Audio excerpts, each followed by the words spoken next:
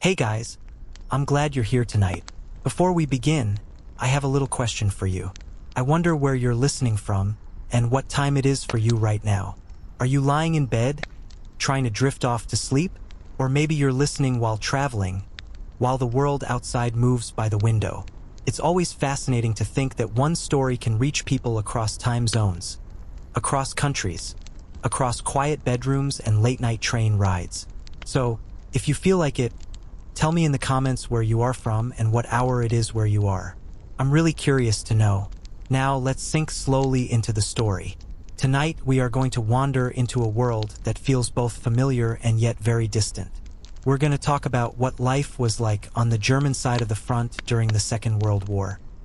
Not just battles, not just the commanders and the maps you've seen in books, but the daily experience of the men who wore the field gray uniform, the atmosphere that surrounded them, the food they ate, the jokes they whispered, the cold mornings when their breath froze into mist, and the rumors that traveled from trench to trench like invisible currents.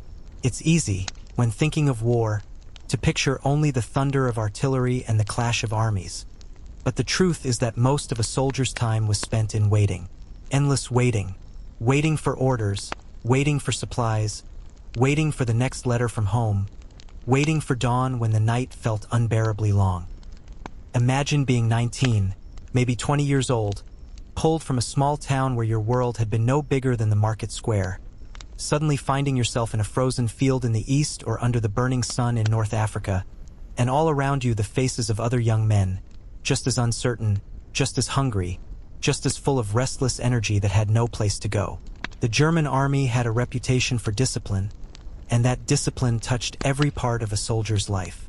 Their mornings usually began early, with the harsh sound of whistles or shouted orders pulling them from whatever fragments of sleep they could steal. In winter, pulling on stiff boots that had frozen overnight was a small battle of its own. Breakfast was usually black bread, sometimes hard as stone, with a thin spread of margarine, and maybe ersatz coffee made from roasted barley or chicory. On lucky days, if the supply lines were steady, they might get a slice of sausage or even jam. Food became more than nourishment. It was comfort. It was something to look forward to, a way to keep morale alive. After meals, there was always cleaning, drills, and inspections. The Germans believed that order on the outside could keep order in the mind.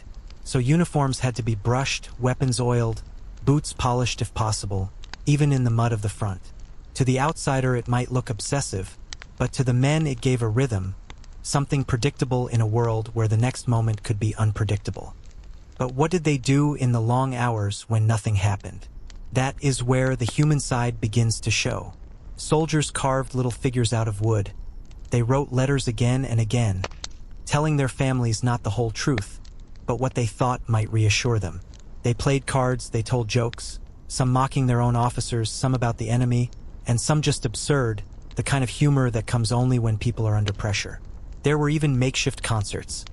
A harmonica pulled from a pocket, or someone with a battered accordion could turn a campfire into a brief escape, notes drifting into the dark air while men tapped their boots softly on the ground. And then there were the rumors. Every army had them. Rumors about new secret weapons, about how the war would soon be over, about movements on the other side of the lines.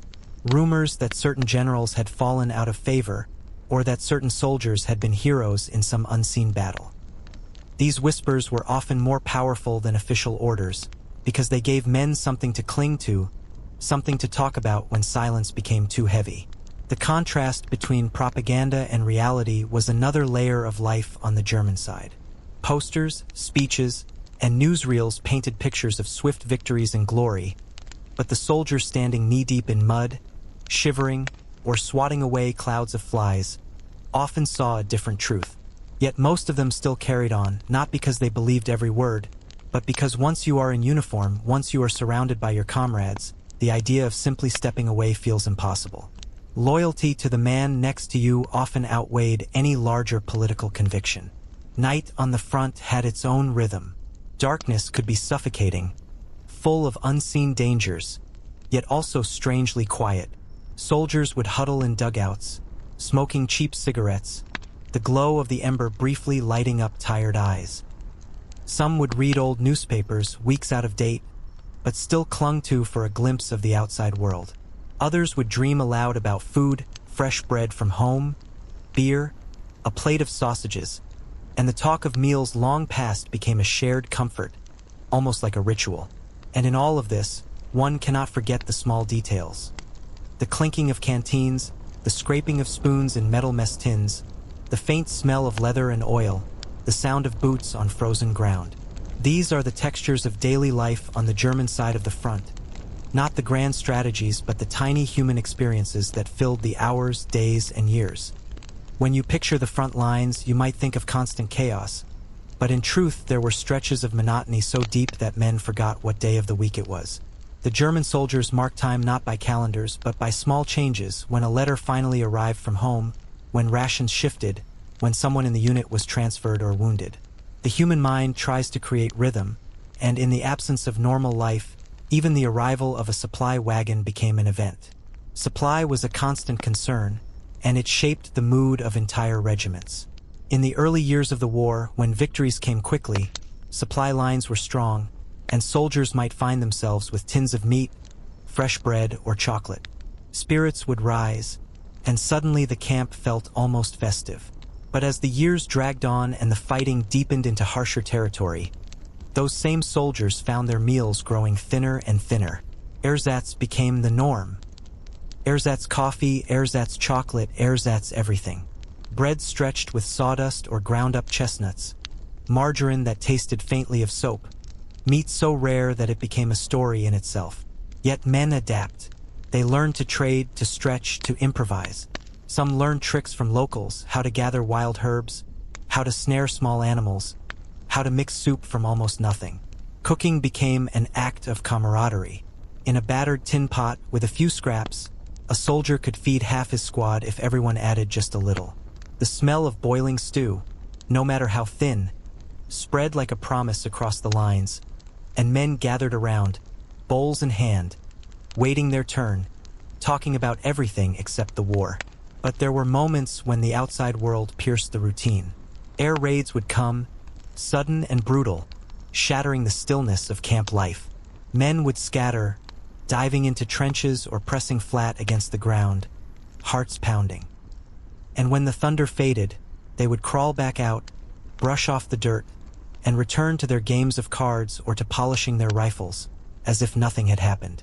That was the strange rhythm of war. Life carried on in the cracks between violence. The soldiers' uniforms themselves tell part of the story.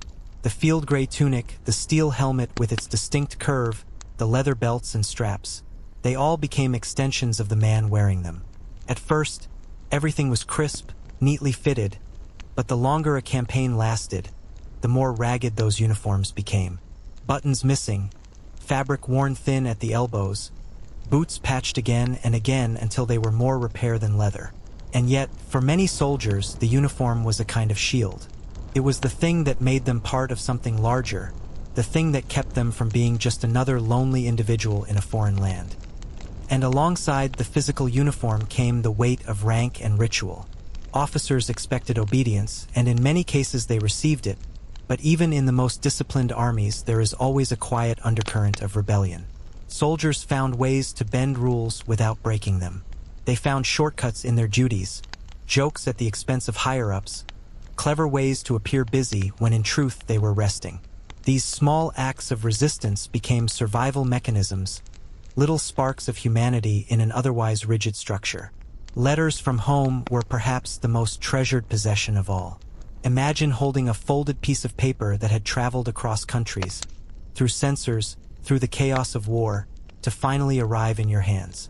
Men read them slowly, again and again, tracing each word, picturing the handwriting of their mother, their sweetheart, their brother. They carried those letters in breast pockets, close to the heart, stained by sweat and rain, until the paper was fragile as tissue. And in turn, they wrote back, often softening the truth. "I am well," they would say. "I am healthy. I eat enough, don't worry." Rarely did they describe the mud, the lice, the cold that seeped into their bones.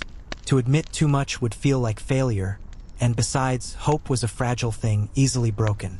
The camaraderie of soldiers was forged in these conditions. You slept beside the same men night after night, shared food with them, marched with them, dug trenches with them, endured the same weather, the same orders, the same fear. Bonds grew quickly, sometimes stronger than family, because here survival depended on trust. A soldier might risk his life for the man beside him not because of ideology, but because of friendship, because of shared suffering. There are countless stories of men dividing their last cigarette, or slipping a blanket over a shivering comrade, or dragging someone to safety while shells exploded all around. And then there were the superstitions. War breeds them. A lucky charm tucked in a pocket, a ritual before battle, a belief that if you lit 3 cigarettes from the same match, the third man would die. Soldiers clung to these small beliefs because they offered a sense of control in a world that often felt uncontrollable. Some carried photographs, others medals from home, others just a small stone or trinket found on the march. Each item was more than its shape. It was a shield against fate. As night fell, and men settled into dugouts or makeshift shelters, the conversations deepened. Some spoke about the farms they had left behind, others about the jobs they might return to, if they ever returned. Talk of home was both comfort and torment. It reminded them of why they endured, but also of how far away that world was. And when the night grew late, and words faded, silence settled, broken only by snores, by the crackle of a dying fire, by the distant sounds of an enemy camp across no man's land. In those quiet hours, each man faced his own thoughts, his own memories, his own fears, and the war became not just a battle of armies, but a battle within the human spirit. The rhythm of war was never steady. Some days stretched endlessly with nothing but chores, inspections, and boredom, while others shattered into fragments of terror that burned themselves into memory. The German soldiers on the front lived in a world where the ordinary and the extraordinary collided constantly. 1 hour you might be cleaning mud from your boots, and the next you could be crouched in a trench while shells tore apart the earth around you. It was this unpredictability that left men restless, unable to fully relax even in moments of quiet. Still, humans search for ways to make life bearable, and soldiers built small worlds for themselves within the larger chaos. Cigarettes were currency, traded like gold. A single smoke could be exchanged for a favor, for an extra piece of bread, for someone's help in repairing gear. Some men learned to roll their own from dried leaves and scraps of newspaper, and though the taste was harsh, the ritual of smoking became more important than the flavor. To light up after a long march, to share a cigarette with the man beside you, was to claim a small piece of normal life in the middle of madness. Music drifted into camp life as well. An accordion, a harmonica, or even a soldier with a decent singing voice could lift the mood of an entire squad. After long marches, when boots ached and shoulders were rubbed raw from heavy packs, a song might start low and tired, then rise until dozens of voices joined together. Sometimes they sang marching songs taught in training, but often it was old folk tunes from villages scattered across Germany, songs about rivers, fields, and home. In those melodies, men found both comfort and longing. Some even carved makeshift instruments, stretching wires across boxes to create crude guitars, or drumming on empty fuel cans just to keep a rhythm alive. The rhythm of war was never steady. Some days stretched endlessly with nothing but chores, inspections, and boredom, while others shattered into fragments of terror that burned themselves into memory. The German soldiers on the front lived in a world where the ordinary and the extraordinary collided constantly. 1 hour you might be cleaning mud from your boots, and the next you could be crouched in a trench while shells tore apart the earth around you. It was this unpredictability that left men restless, unable to fully relax even in moments of quiet. Still, humans search for ways to make life bearable, and soldiers built small worlds for themselves within the larger chaos. Cigarettes were currency, traded like gold. A single smoke could be exchanged for a favor, for an extra piece of bread, for someone's help in repairing gear. Some men learned to roll their own from dried leaves and scraps of newspaper, and though the taste was harsh, the ritual of smoking became more important than the flavor. To light up after a long march, to share a cigarette with the man beside you, was to claim a small piece of normal life in the middle of madness. Music drifted into camp life as well. An accordion, a harmonica, or even a soldier with a decent singing voice could lift the mood of an entire squad. After long marches, when boots ached and shoulders were rubbed raw from heavy packs, a song might start low and tired, then rise until dozens of voices joined together. Sometimes they sang marching songs taught in training, but often it was old folk tunes from villages scattered across Germany, songs about rivers, fields, and home. In those melodies, men found both comfort and longing. Some even carved makeshift instruments, stretching wires across boxes to create crude guitars, or drumming on empty fuel cans just to keep a rhythm alive. Not all entertainment was so innocent. There were darker ways soldiers distracted themselves. Gambling was common, cards, dice, even betting on trivial things like which soldier would be chosen for guard duty. A pack of cards could pass from hand to hand until it was worn thin, its corners bent and soft, but it carried with it laughter, arguments, shouts of triumph, and groans of loss. Gambling gave men a sense of stakes in a world where outcomes were otherwise beyond their control. And then there was the drinking. When alcohol was available, whether issued officially or scavenged unofficially, it quickly became a centerpiece of the night. A flask of schnapps or a bottle of rough wine could turn silent dugouts into raucous gatherings. Men loosened their tongues, told stories, and for a brief moment forgot where they were. Officers sometimes frowned upon it, but often looked the other way, knowing that a few swallows of liquor could ease the strain that no amount of discipline could erase. The seasons shaped life more than anything else. In summer, the heat was relentless. Dust clung to everything, sweat soaked into uniforms, and flies buzzed ceaselessly around open wounds and food. Men marched under blazing suns, helmets growing unbearably hot, eyes stinging from dust kicked up by endless boots. Water became precious, every sip rationed, and soldiers learned to conserve their strength. In contrast, winter brought a different kind of misery. Snow buried equipment, froze weapons, and numbed fingers until pulling a trigger became an act of sheer will. Men wrapped themselves in every scrap of cloth they could find. Blankets, scarves, even pieces of curtains or civilian coats scavenged from abandoned villages. Still, frostbite crept in, blackening toes and fingers, turning the simple act of standing watch into a test of endurance. But alongside these struggles came small joys. A letter arriving unexpectedly in winter could warm a man more than any blanket.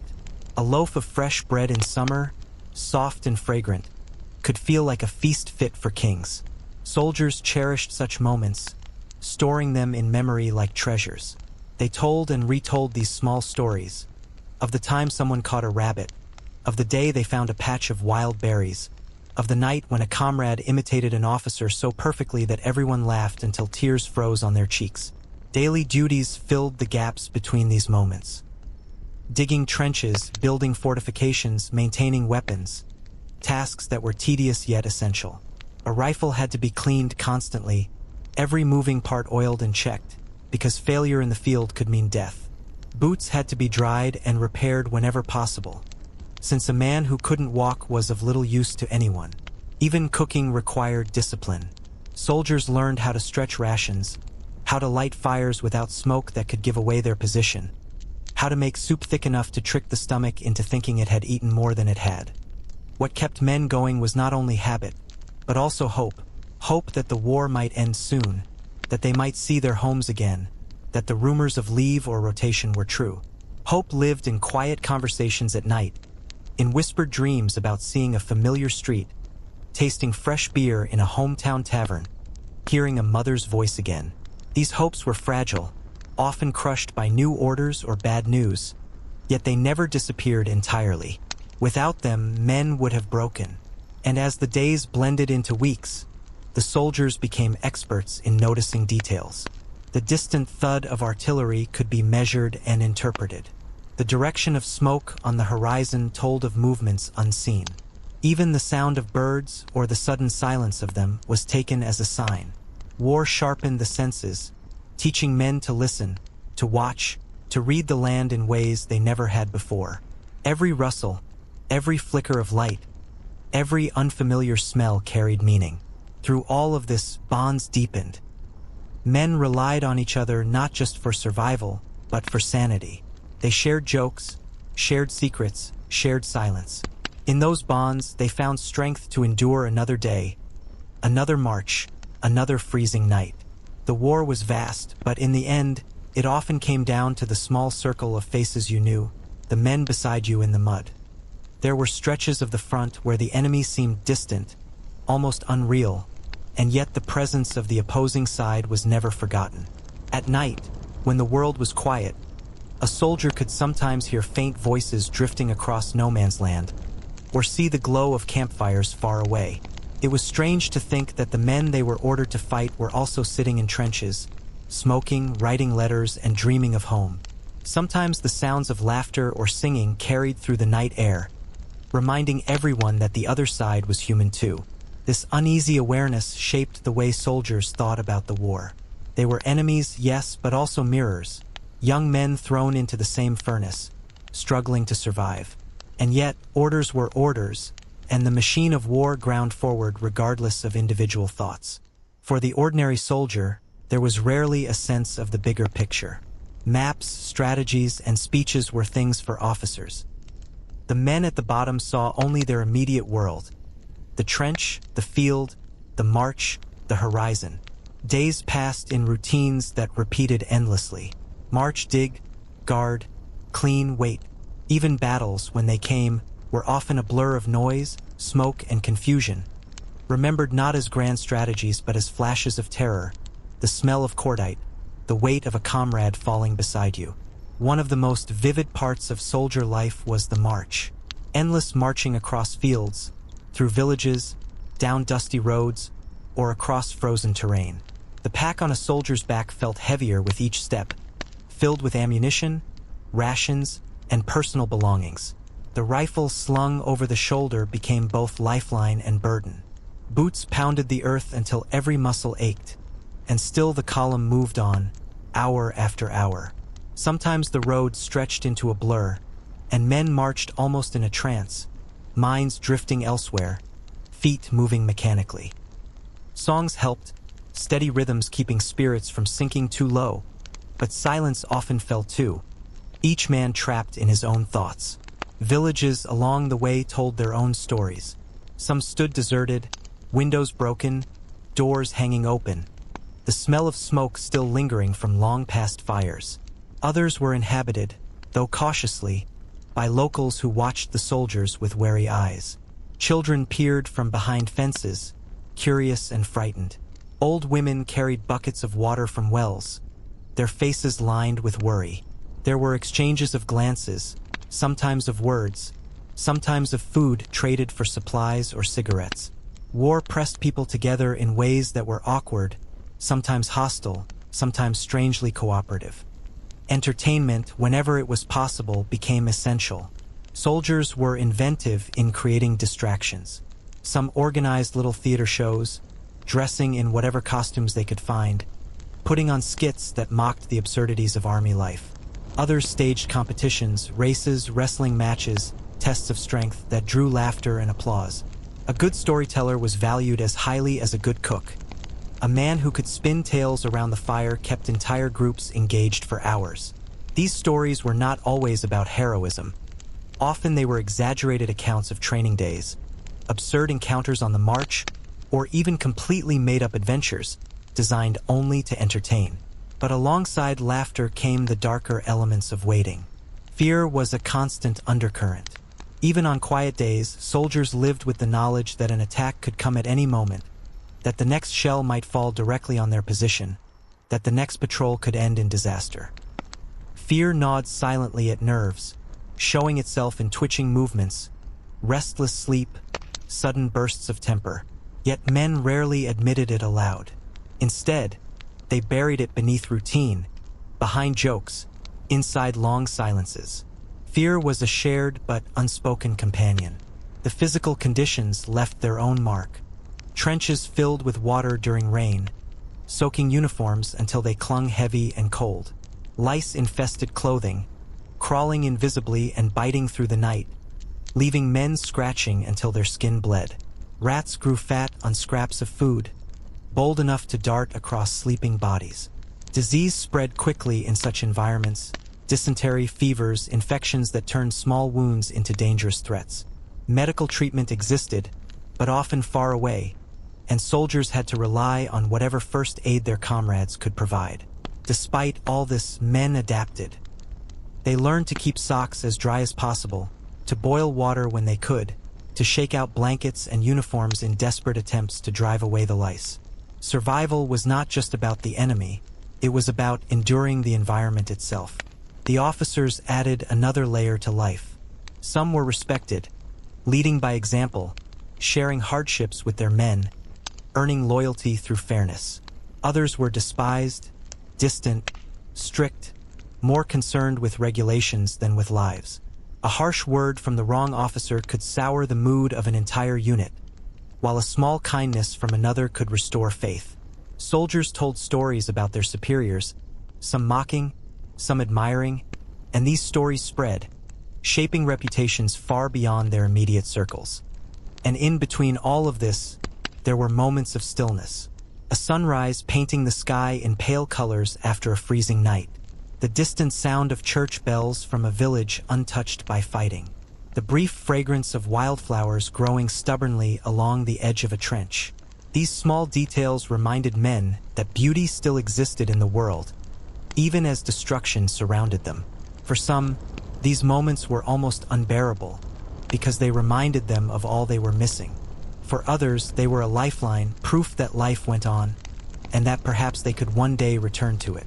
The war was vast, stretching across continents, but for the men in uniform, it often shrank down to the immediate. The taste of a crust of bread, the sound of boots on frozen ground, the flicker of firelight on a comrade's face. It was in these details that their world existed, day after day, season after season, until the idea of anything beyond the front began to feel like a distant dream. The nights were often the hardest. When darkness settled over the land and the world narrowed to the faint glow of lanterns or the dim outline of barbed wire against the horizon, the silence carried a weight heavier than the packs on their backs. A soldier lying in a dugout could hear every sound: the drip of water down earthen walls, the scurrying of rats, the shifting of a comrade trying to get comfortable. In those moments, thoughts of home crept in uninvited, bringing with them both comfort and ache.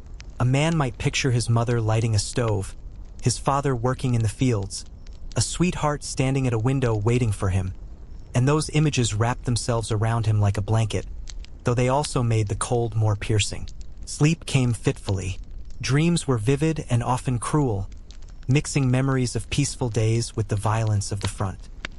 A soldier might find himself walking through his hometown only to hear the thunder of artillery in the distance, or he might dream of sitting at a family table only to wake to the sound of boots stamping the ground nearby. Rest was never deep, and exhaustion clung to men like a second uniform. Even so, they learned to steal sleep in fragments: 10 minutes during a lull, an hour before dawn, eyes closing whenever the body could no longer resist. Dawn was another ritual. The pale light revealed the outlines of trenches, the shapes of comrades moving slowly, shaking off the weight of the night. Fires were coaxed to life if smoke would not give away positions, and the smell of thin coffee or reheated stew drifted into the air. The day began again, not with ceremony but with necessity. Boots laced, rifles checked, gear adjusted, orders given in clipped voices, tasks assigned, guards rotated. Life moved on in its strict rhythm, indifferent to whether a man felt ready or not. Sometimes there were long marches at dawn, columns stretching across fields as the sun climbed. Dust rose in summer, coating faces and uniforms, while in winter the crunch of snow marked every step. The landscape changed with each mile. Forests gave way to open fields, villages appeared and disappeared, rivers wound across the terrain. Soldiers grew to know the land intimately, its smells, its textures, its sounds. A broken fence, a half-buried well, a cluster of trees became landmarks, reminders of the distance covered and the uncertainty still ahead. For many, the marches were when thoughts drifted most. Walking mile after mile, the body fell into rhythm, and the mind wandered. Men remembered their childhoods, replayed conversations, composed letters they had not yet written. Some whispered songs under their breath, some prayed quietly, some simply stared at the horizon with blank eyes. Conversations rose and fell. Jokes, complaints, speculations about what awaited them. Rumors spread quickly during marches, passed from man to man like sparks, sometimes growing with each telling. A whisper at the front of a column could become a tale by the time it reached the rear. Encounters with civilians left impressions as well.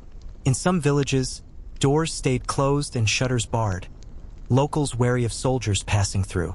In others, people ventured out cautiously, offering bread or milk in exchange for cigarettes or soap. These exchanges were brief but human, reminders that beyond the uniform and weapons, life continued. Children sometimes ran alongside columns, laughing and pointing, their innocence stark against the grim faces of the marching men. And in those moments, soldiers felt a pang of what they had left behind, a glimpse of normalcy that seemed both near and impossibly far. When not marching or fighting, men busied themselves with endless maintenance. Rifles were disassembled and cleaned, boots repaired with whatever material could be found, uniforms patched again and again. Dugouts were reinforced, trenches deepened, equipment inspected. The army thrived on order, and keeping everything in shape gave men tasks to occupy their hands and minds. Yet beneath the surface, everyone knew that no amount of polishing or cleaning could erase the larger reality. They were far from home, caught in a struggle larger than themselves. The weather dictated moods. Rain turned camps into swamps, mud sucking at boots until every step felt like dragging a stone. Sunshine lifted spirits, even if only briefly, and men stood outside with faces tilted upward, savoring the warmth as if it could seep into their bones. Snow muffled sounds, making the world feel eerie and still, while storms rattled tents and sent water trickling through shelters. Soldiers cursed the weather as much as they cursed the enemy, but they adapted as humans always do. They dug drainage channels, improvised coverings, learned tricks from experience. Survival was as much about enduring nature as it was about surviving bullets. The bonds between comrades grew stronger with each passing day. Men learned each other's habits, voices, even footsteps. They knew who snored, who told the best stories, who could be trusted with secrets, who always had a spare cigarette tucked away. These small details became the fabric of their lives. Trust was unspoken but absolute. A soldier knew the man beside him would be there in the trench, on the march, in the firefight, and that knowledge was the foundation of endurance. Still, the longing for home never disappeared. It lingered in conversations, in songs hummed softly at night, in the way men stared into fires as if trying to see faces through the flames. Some carried photographs tucked into their breast pockets, creased and worn from being unfolded again and again.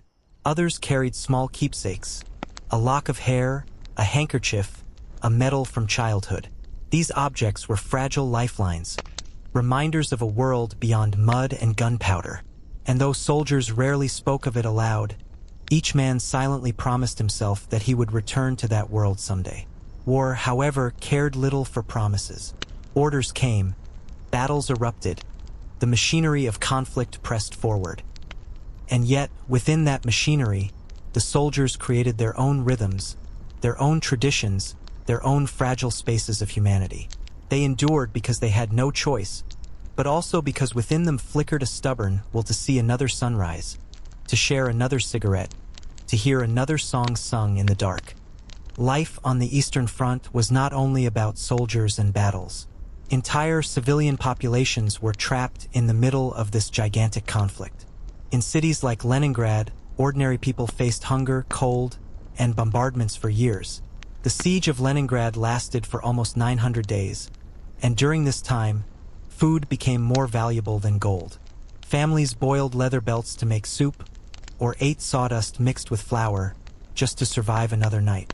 Each morning, citizens would wake up not knowing if their neighbors or even their relatives had made it through the darkness of the freezing winter. The silence of death filled the streets, broken only by artillery fire in the distance. Villages caught between advancing and retreating armies were often burned to the ground. Homes were destroyed, crops were stolen, and families were torn apart. For many peasants, survival meant hiding in forests, digging small underground shelters, and living like shadows of their former lives. Children grew up without schools, without warmth, and often without parents, watching the world collapse around them. The front line shifted constantly, but destruction remained behind wherever it passed. Prisoners of war also suffered unimaginably. Both the Soviet and German sides kept vast camps where men wasted away in the cold, lacking food, medical care, and hope. Some prisoners were forced into labor, building fortifications or railways under brutal conditions. Others simply perished quietly, their names forgotten, their stories lost in the endless snow. For the wounded, hospitals were little more than wooden barracks or tents. Doctors worked without proper medicine, sometimes amputating limbs with dull saws without anesthesia, simply to save a life that might end anyway. Nurses carried buckets of blood-soaked bandages out into the snow, where they froze into hard piles. The air inside smelled of infection, fear, and hopelessness. This was the Eastern Front. Not only trenches and tanks, but a vast human tragedy stretching across forests, steppes, and cities. Every person, soldier or civilian, lived with fear as a constant companion. Every day was a question of survival, not of victory. Even away from the front lines, life was never easy. Supply convoys struggled through mud and snow, sometimes ambushed or delayed, leaving entire units without proper food or ammunition for days. Soldiers learned to survive on what little they had, rationing every scrap of bread, every drop of water, every piece of chocolate if they were lucky enough to have it. Some scavenged from abandoned buildings, peeling wallpaper to warm themselves, boiling water from puddles after filtering through cloth. Hunger and thirst became as familiar as their own names, and yet even in the harshest conditions, small routines persisted, tiny rituals that helped them cling to sanity. Letters, when they arrived, were treasures. A single envelope could lift an entire platoon's spirits for hours. The messages inside were carefully written, designed to soothe anxiety, to hide the fear that soldiers felt, to preserve hope in a world that offered so little. Men read these letters over and over, pressing them to their chests, tracing the handwriting with fingers stiff from cold, imagining the voices of loved ones speaking through the ink. Writing back was a duty and a lifeline, yet also a task fraught with danger, because each word could be censored, misinterpreted, or used against them in ways they could not predict. Sleep remained elusive, stolen in moments of exhaustion or during brief pauses between marches or guard duties. When soldiers lay in their makeshift bunks or dugouts, surrounded by mud, lice, and the distant echoes of artillery, dreams became unpredictable and vivid. Some dreamed of home, their families, the warmth of a familiar bed, the scent of bread baking in an oven. Others were haunted by the sounds of combat, flashes of violence that left them waking in cold sweats, gripping rifles tighter than necessary. These dreams, whether comforting or terrifying, became part of their daily life, another layer of reality in a world where nothing remained stable. Rations, when they came, told their own stories. Bread, often dark, dense, and barely palatable, became sustenance and symbol alike. Thin slices of sausage, when available, were shared or hoarded depending on trust and desperation.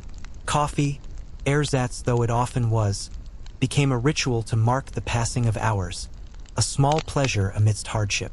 Soldiers became experts in improvising meals, creating soups and stews from roots, wild herbs, and whatever scraps could be found. Cooking was more than nourishment. It was a way to assert control in a world largely beyond control. The physical landscape shaped life in ways both subtle and severe. Forests could provide cover but also hide danger, snipers, traps, or mines. Rivers were necessary to cross but could drown men or sweep away supplies. Open fields exposed every movement to enemy observation. Soldiers learned to read the land with an instinct born of necessity. The color of the mud, the angle of tree branches, the smell of smoke in the distance. Every detail mattered, and yet, despite all the knowledge, danger was never far. Rumors and gossip traveled faster than any official dispatch. Stories of new weapons, imminent offensives, or miraculous escapes from death were told and retold, often morphing with each telling. Some were true, most were exaggerated, but all provided a psychological diversion, a way to feel engaged in a war that often seemed larger than comprehension. Humor thrived in these whispers, dark, absurd, ironic. Soldiers joked about absurd orders, impossible marches, officers' quirks, and sometimes the very misery that surrounded them. Laughter, however fleeting, became a vital act of survival. Even in the monotony, the small moments of beauty punctuated the endless gray. A sunrise could turn a frozen landscape into something almost magical, with light spilling across snow or fog. Birds, when they appeared, were celebrated quietly, their songs a reminder that life persisted beyond war. In the brief glow of sunset, soldiers paused to look at the horizon, letting their eyes trace familiar patterns of the land. These glimpses of normalcy were fragile, easily erased by the next day's demands, yet they lingered in memory like precious treasures. The human connections forged in these conditions were profound. Soldiers shared everything from cigarettes to stories, from blankets to small scraps of food. They learned each other's rhythms, habits, and weaknesses. A comrade's knowledge could mean the difference between survival and injury, between exhaustion and endurance. Trust was implicit and yet constantly tested. Men developed a near-intuitive understanding of the people beside them, a silent language of gestures, glances, and timing. Even boredom had its role. Long stretches of waiting allowed soldiers to cultivate skills, whether practical or absurd. Some learned to carve wood, knit, or mend clothes with painstaking care.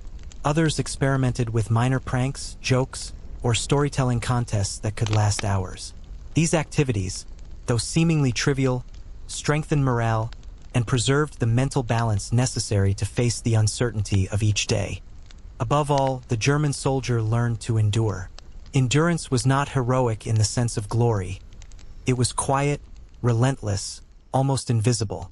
It was in the patience to wait out hunger, the willingness to march another mile, the courage to face a frozen night or a sudden ambush without collapsing. Life on the front was measured not by victories alone, but by the capacity to keep moving, to keep believing that one more sunrise could be survived as the war dragged on. Soldiers became acutely aware of the passing of time in ways civilians could never imagine. Days and nights blurred together, marked not by clocks or calendars, but by subtle shifts: the angle of the sun, the temperature of the wind, the delivery of a supply wagon, the sudden arrival of orders, or the distant rumble of artillery. Even the smallest change in routine was noticed. A new officer, a different route on a march, a shift in guard duty. These were the landmarks of existence, and men clung to them, as if their lives depended on recognizing patterns in the chaos. Life on the front demanded adaptability. The soldiers constantly improvised with what little they had. A torn coat became patched with whatever fabric could be scavenged. A broken boot was lashed together with string or strips of cloth. Men found ways to repurpose objects. Empty tins became stoves, pieces of wood turned into makeshift stools, and scraps of metal became tools. This resourcefulness was more than ingenuity, it was survival. Every improvised solution reduced the risk of exposure, injury, or death, and in doing so, it gave men a sense of control in a world otherwise ruled by chance. Conversations often circled back to home, even if only in fragments of memory. Soldiers spoke quietly of the smells, sounds, and tastes of their childhood. The scent of bread baking in an oven, the laughter of siblings, the sound of a familiar stream running through the village. These recollections were both comforting and painful, a bittersweet reminder of what had been lost. The longing for home was constant, and it shaped behavior. Men would fight harder to protect comrades who reminded them of brothers. They would guard their small possessions as if they were treasures, and they would savor letters and photographs as if they contained the essence of life itself. Daily routines, though repetitive, were essential for maintaining a sense of normalcy. Breakfast, when it came, might be a tin of thin porridge or a slice of dense bread, shared among men who laughed quietly at the predictability of it. Coffee, often ersatz and weak, was brewed slowly, the aroma offering a momentary reprieve. The act of cooking, cleaning, and maintaining equipment grounded soldiers in a world of tangible tasks, even when the larger forces of war were incomprehensible and uncontrollable. Some found solace in small competitions. Sports, games, and challenges became a substitute for the excitement and adrenaline absent during long periods of waiting. A sprint across a muddy field, a wrestling match by a fire, or a contest to see who could clean a rifle fastest offered laughter, camaraderie, and temporary relief from the grinding reality of survival. Even in these small competitions, rules were bent, jokes were shared, and spirits lifted. Yet the threat of violence was never far. Patrols, ambushes, and shelling could erupt without warning, shattering routines and forcing instant adaptation. Men moved with practiced efficiency, learning to react instinctively. The sound of distant artillery was analyzed carefully. The direction, intensity, and rhythm offered clues to impending danger. Every rustle in the underbrush, every flicker of movement, could be a threat or a false alarm. Constant vigilance wore on the body and mind, but it also sharpened instincts to a razor edge. Letters from home were read and reread obsessively. A single envelope could alter the mood of an entire unit. Some letters carried joyful news, a birth, a recovery from illness, a small victory in life at home. Others brought heartbreak or reminders of absence, loss, or the ongoing hardships of those left behind. Soldiers often responded with carefully worded notes, designed to hide fear or suffering, to preserve hope in loved ones who had no way of knowing the reality of the front. Writing was both an obligation and a lifeline, connecting men to the world beyond war. Small rituals helped men maintain psychological balance. Lighting a fire at night, sharing a cigarette, singing softly, or recounting a story became anchors in the turbulent sea of war. Superstitions flourished. Soldiers carried charms, repeated lucky phrases, or followed patterns they believed offered protection. A coin tucked in a boot, a photograph hidden in a pocket, or a sequence of gestures before leaving camp became symbolic shields against fate. These rituals, while minor in practical effect, had immense emotional significance. The camaraderie of soldiers was not merely practical, it was profoundly human. Bonds formed in the trenches, on marches, and in quiet nights were built on trust, shared hardship, and mutual dependence. Men learned to anticipate each other's needs, to provide comfort without words, to share resources unspokenly. Laughter, teasing, and small acts of generosity reinforced these bonds. Even in moments of tension, these connections were lifelines, offering resilience against exhaustion, fear, and despair. Nature, too, played a relentless role. Winter brought snow that buried equipment and numbed fingers, while summer heat dried out rivers and turned fields into choking dust. Storms and rain rendered roads impassable, washing away supplies and making movement perilous. Soldiers adapted as best they could, learning to read weather, forage, and protect themselves. Yet the environment was an adversary of its own, unyielding and indifferent, demanding constant attention and endurance. Through it all, endurance became the defining trait. It was neither celebrated nor romanticized. It was quiet, relentless, and essential. Endurance manifested in continuing despite hunger, marching despite fatigue, and surviving each night despite fear.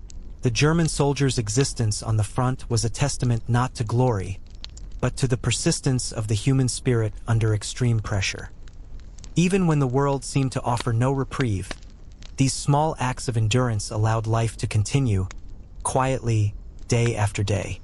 The monotony of routine was broken only by the rare and unpredictable events that could shatter the fragile balance of life at the front. A sudden order to move, a long march through unfamiliar territory, or the distant echo of artillery would sweep through the soldiers' ranks like a cold wind, forcing immediate adaptation.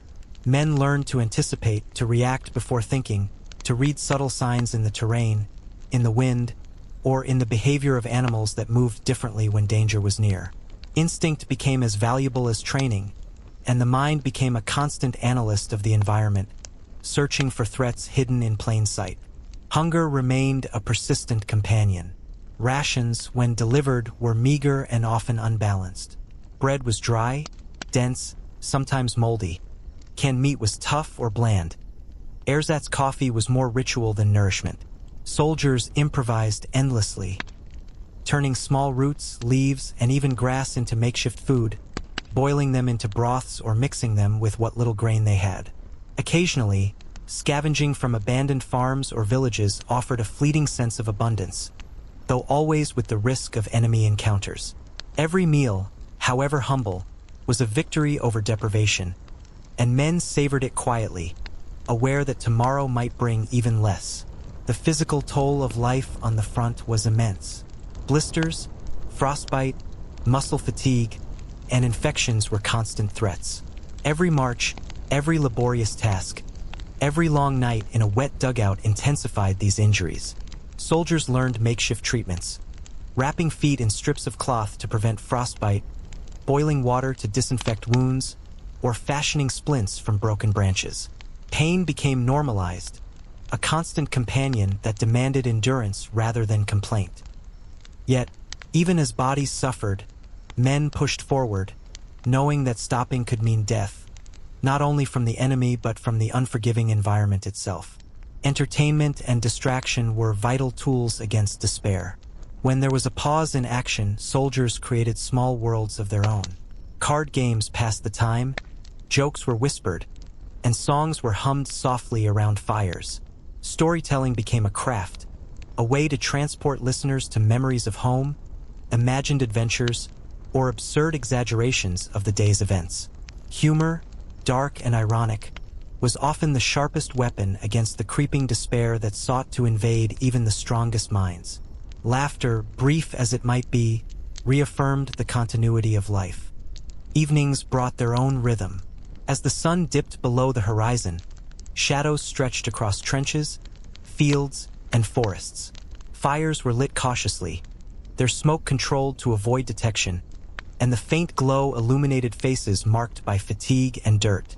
Men shared small comforts: a cigarette, a warm sip of thin soup, a story repeated until it became part of the group's shared culture. These moments of connection, though fragile, were vital lifelines. They reminded soldiers that they were not alone in the vast machinery of war. Letters from home held immense power. They carried the essence of a world far removed from the mud, cold, and danger of the front.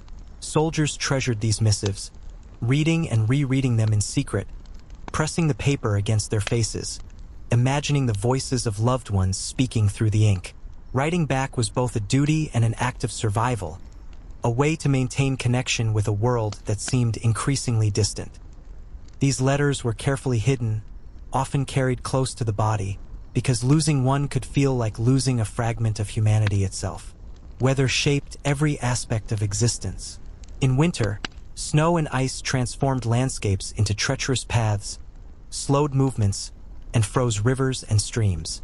Frostbite was a constant threat, numbing fingers and toes until they became painful, often permanent reminders of exposure. Summer brought its own hardships: relentless heat, dust that clogged lungs, and insects that carried disease. Soldiers became intimately familiar with the land's moods, learning to read subtle changes in wind, light, and animal behavior to survive. Adaptation was constant, instinctual, and necessary. The human bonds formed in these conditions were profound. Men came to understand each other in ways impossible outside the front. The rhythm of breathing during sleep, the subtle tension in a movement, the unspoken signals that indicated danger. Trust became implicit and absolute, and yet was constantly tested. A soldier could not survive alone. His life depended on the vigilance, skill, and courage of the comrades beside him. Shared hardship forged connections that endured long after moments of danger had passed, leaving imprints on memory that would last a lifetime. Boredom, though seemingly trivial, played its own role.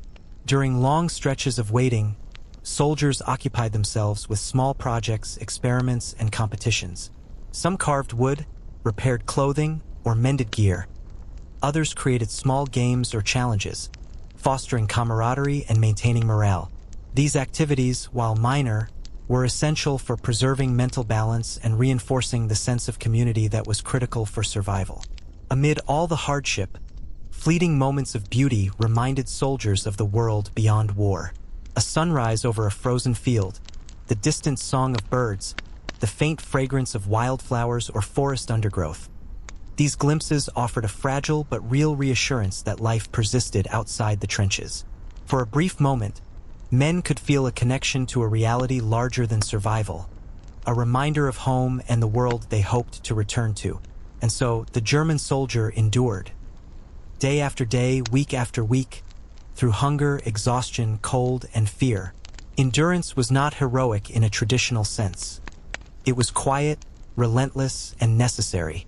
It manifested in small victories, completing a march despite fatigue, surviving a freezing night, maintaining bonds with comrades, and clinging to memories of home. In the vast machinery of war, these acts of persistence were the essence of human life, sustaining men who otherwise seemed lost to the relentless tide of history. The front demanded constant awareness, a vigilance that seeped into every action, thought, and movement. Even in moments of apparent calm, soldiers remained alert, listening for subtle changes in sound or light. A distant crack, the rustle of leaves, or the faint glimmer of reflection could signal danger, and every man trained himself to notice. Eyes scanned continuously, sometimes without conscious thought, cataloging terrain, shadows, and movements. This heightened perception became second nature, shaping not only survival but identity. Soldiers became extensions of the environment, moving with its rhythms, reading its signals, responding instinctively. Hunger and fatigue pressed relentlessly on the body. Meals, when they arrived, were brief, pragmatic, and rarely comforting. A thin slice of bread, a portion of canned meat, or a weak soup filled stomachs enough to continue marching, digging, or standing guard, but they left the mind longing for more. Soldiers developed rituals around eating, savoring each bite, sharing rations when trust allowed, and trading small items for even the tiniest extras. Food was not simply sustenance. It was a psychological anchor, a thread tying them to a semblance of normal life. The weather was an unpredictable, uncompromising companion. Rain turned trenches into rivers of mud, snow immobilized roads, and the cold seeped into bones and joints. Winter nights were particularly cruel. Frost stiffened fingers and toes, and the darkness seemed heavier, thicker, almost tangible. Men huddled together in dugouts or under thin blankets, sharing body heat and quiet words to stave off despair. Summer brought heat that cracked lips, dried throats, and made marches exhausting, while swarms of insects carried disease and discomfort. Every day, survival required adaptation, improvisation, and acceptance of circumstances beyond control. Sleep remained fractured and fleeting.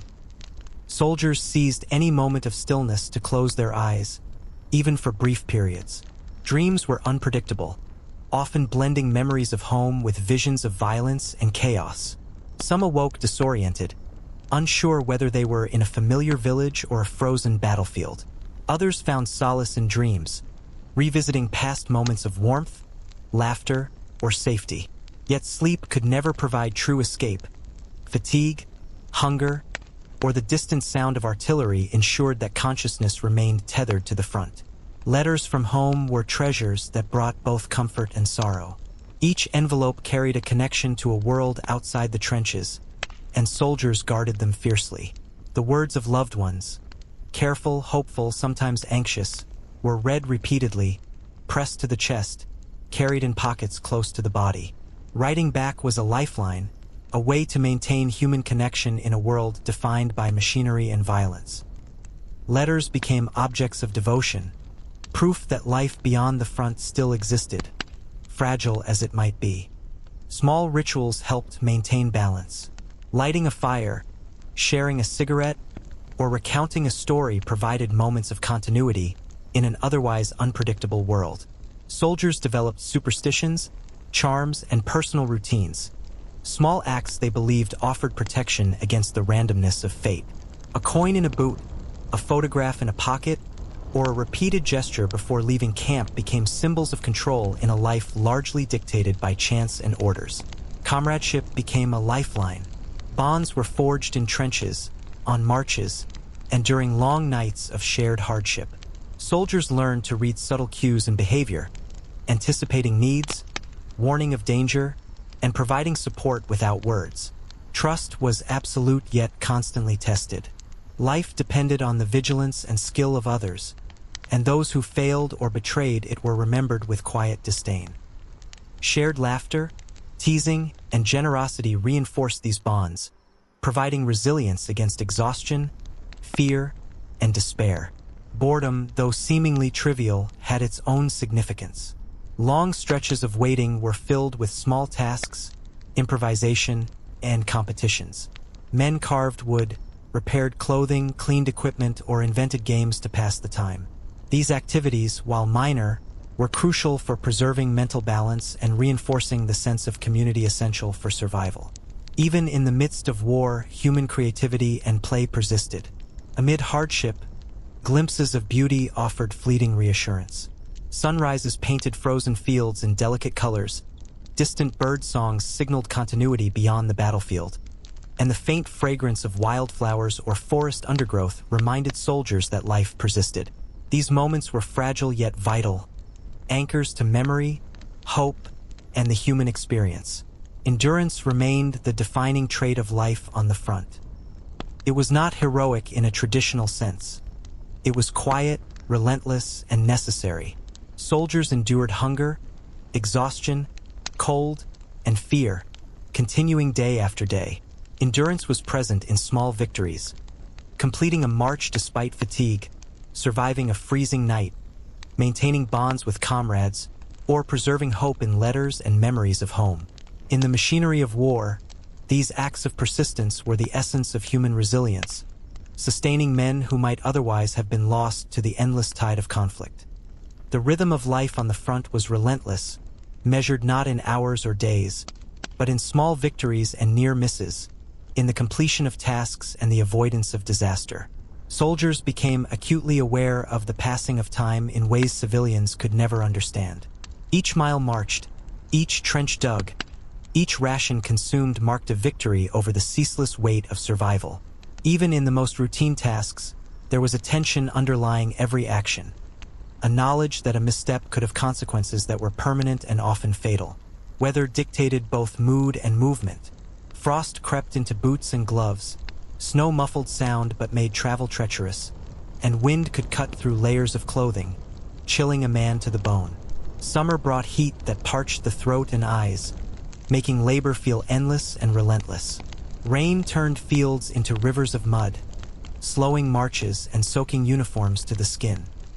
Soldiers became intimately familiar with the nuances of nature, reading the air, the clouds, the direction of the wind, learning to anticipate storms, and to adapt or suffer the consequences. Survival depended on both skill and instinct. Hunger remained a constant, gnawing presence. Meals were often thin and unbalanced, barely enough to sustain energy for the day's labor or marches. Soldiers learned to improvise. Roots boiled into soups, dried herbs mixed with whatever grains were available, scraps scavenged from abandoned villages. Every bite was savored, not only for its caloric value but for the psychological relief it provided. Food became both survival and ritual, a rare pleasure that anchored men in a semblance of normality. The smell of coffee, even ersatz, or a warm slice of bread, could lift spirits more effectively than any speech or order. Sleep was always fleeting, stolen in brief intervals whenever the body could no longer resist exhaustion. Dreams were vivid, unpredictable, sometimes comforting and sometimes terrifying. Soldiers could wake disoriented, unsure whether they were in a home they remembered or a trench they knew too well. Sleep provided little escape, but even a few minutes allowed the body and mind a brief reprieve from the constant demands of the front. These stolen moments became sacred, respected, and protected, a fragile thread holding a man together in the endless cycle of war. Letters from home held extraordinary significance. Each envelope connected a soldier to a world beyond mud, fear, and death. Words from loved ones, careful, hopeful, anxious, were read repeatedly, pressed against chests, tucked safely into pockets. Writing back was a lifeline, an act of human persistence, a way to maintain a connection to a world that seemed increasingly distant. Letters carried hope, comfort, and sometimes sorrow, but always a reminder that life continued elsewhere, beyond the trenches. Small rituals and routines provided stability. Lighting a fire at night, sharing a cigarette, quietly singing a song, or recounting a story created microcosms of continuity amidst chaos. Superstitions and personal routines flourished, coins tucked into boots, photographs in pockets, repeated gestures before leaving camp, offering a sense of control in a world largely defined by randomness and danger. These acts, though minor, held immense emotional significance, reinforcing mental resilience and preserving a sense of self. Comradeship was central to survival. Bonds were formed through shared hardship, mutual dependence, and unspoken trust. Soldiers learned to anticipate each other's needs, read subtle cues in behavior, and provide support without words. Trust was absolute yet continually tested. The failure of one could endanger many. Laughter, teasing, and small acts of generosity reinforced these connections, offering relief from exhaustion and fear. These relationships were lifelines, providing both practical and emotional support that enabled men to endure day after day. Boredom, though seemingly trivial, shaped life on the front. Long stretches of inactivity were filled with small tasks: carving wood, repairing clothing, maintaining equipment, inventing games or challenges. These activities preserved mental balance, reinforced community, and allowed soldiers to assert a degree of control over their surroundings. Even in the midst of war, human creativity, humor, and play persisted, proving that the human spirit could survive even in extreme conditions. Fleeting glimpses of beauty punctuated the harshness. Sunrises painted frost-covered fields with delicate hues, birdsong offered reassurance of life beyond conflict, and the faint fragrance of forests reminded soldiers of home. These moments, brief and fragile, became anchors to memory and hope, small but vital affirmations that life existed beyond survival. Endurance remained the defining trait. It was quiet, persistent, and essential. Soldiers endured hunger, fatigue, cold, and fear day after day, not through heroics but through the simple act of persistence. Small victories, completing a march despite exhaustion, surviving a freezing night, maintaining bonds with comrades, holding on to letters from home, constituted life on the front. In this vast machinery of war, such acts were the essence of human resilience, sustaining men who otherwise might have been lost to the endless tide of conflict. Life on the front was a study in contrasts. Moments of unbearable hardship could be followed by brief interludes of calm that seemed almost surreal. Soldiers walked through frozen forests where the only sound was the crunch of snow underfoot, their breaths visible in the frigid air. Yet even in this silence, tension lingered. Every movement was calculated. Every glance scanned for hidden threats. At other times, the smell of distant fires or the sound of a nearby river brought fleeting comfort, a reminder of life beyond the front lines, though such moments were fleeting and fragile. Food, when it arrived, remained a central concern. Rations were irregular and often inadequate, forcing men to adapt constantly. Bread was hard, dense, sometimes so stale it had to be soaked in water or coffee to become edible. Meat came in small tins, often overcooked or tough, and sugar, when available, became a luxury that sparked brief excitement. Soldiers learned to stretch rations over days, to share, barter, and improvise. They boiled roots and herbs into soups, scavenged what they could from abandoned farms, and sometimes, with luck or cunning, captured small animals to supplement their diet. Food was more than sustenance. It was a psychological anchor, a small but essential reminder of normalcy. Sleep was both coveted and elusive. Exhaustion often collided with the constant demands of duty, forcing soldiers to rest in brief intervals, sometimes curled on cold ground or huddled together in damp dugouts. Dreams were fragmented, blending memory and fear, home and battlefield, hope and despair. Some awoke with hearts racing, unsure whether they had dreamed or witnessed reality. Others found comfort in dreams that allowed them to touch, if only momentarily, a world without war, without hunger, without fear. These moments were precious, ephemeral escapes that became integral to survival. Letters were lifelines. Each envelope, each carefully written line, carried fragments of a world far removed from trenches, mud, and gunfire. Soldiers read and reread them, pressed them to chests, tucked them safely into clothing. Writing back was an exercise in hope, a way to maintain bonds with a reality that seemed increasingly distant. Letters provided solace and continuity, reminders that life persisted beyond the front, fragile though it might be. They were treasured not just for content but for their very existence. A tangible proof that someone, somewhere, remembered them, thought of them, and waited. Small rituals became anchors. Lighting a fire at night, sharing a cigarette, humming a song, or quietly telling a story helped soldiers preserve their sense of self. Superstitions emerged as defenses against unpredictability. Coins in boots, photographs in pockets, repeated gestures, and whispered words thought to ward off misfortune. These rituals, while minor in practical terms, were emotionally powerful, sustaining mental stability and providing structure in a world governed by chaos. The bonds among soldiers were profound and inescapable.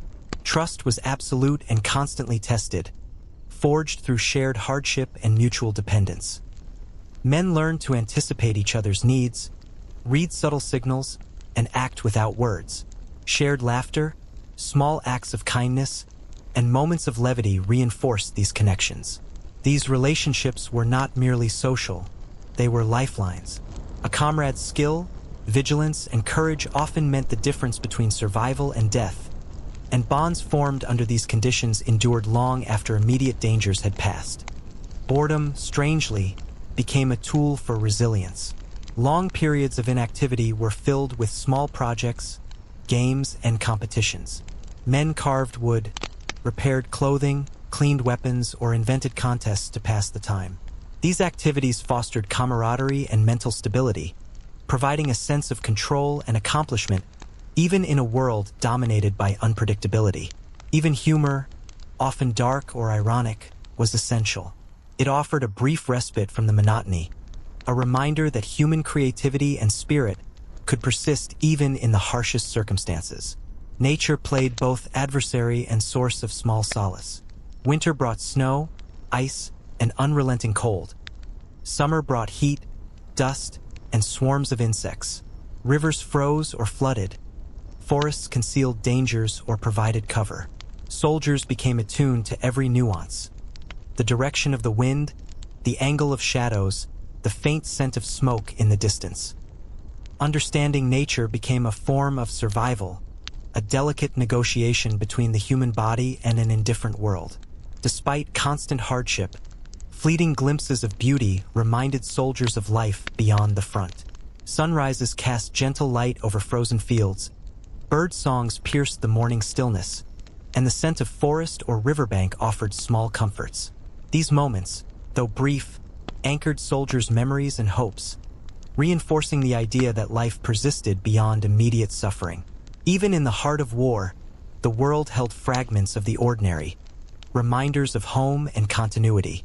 Endurance remained the defining principle of existence. It was quiet, often invisible, yet relentless. Soldiers endured hunger, cold, fatigue, and fear day after day, not through heroics but through the simple act of persistence. Every small victory, finishing a march despite exhaustion, surviving a freezing night, maintaining camaraderie, preserving hope through letters, constituted life on the front. In the vast, impersonal machinery of war, these acts of persistence represented the essence of human resilience, sustaining men who might otherwise have been lost to the relentless tide of conflict.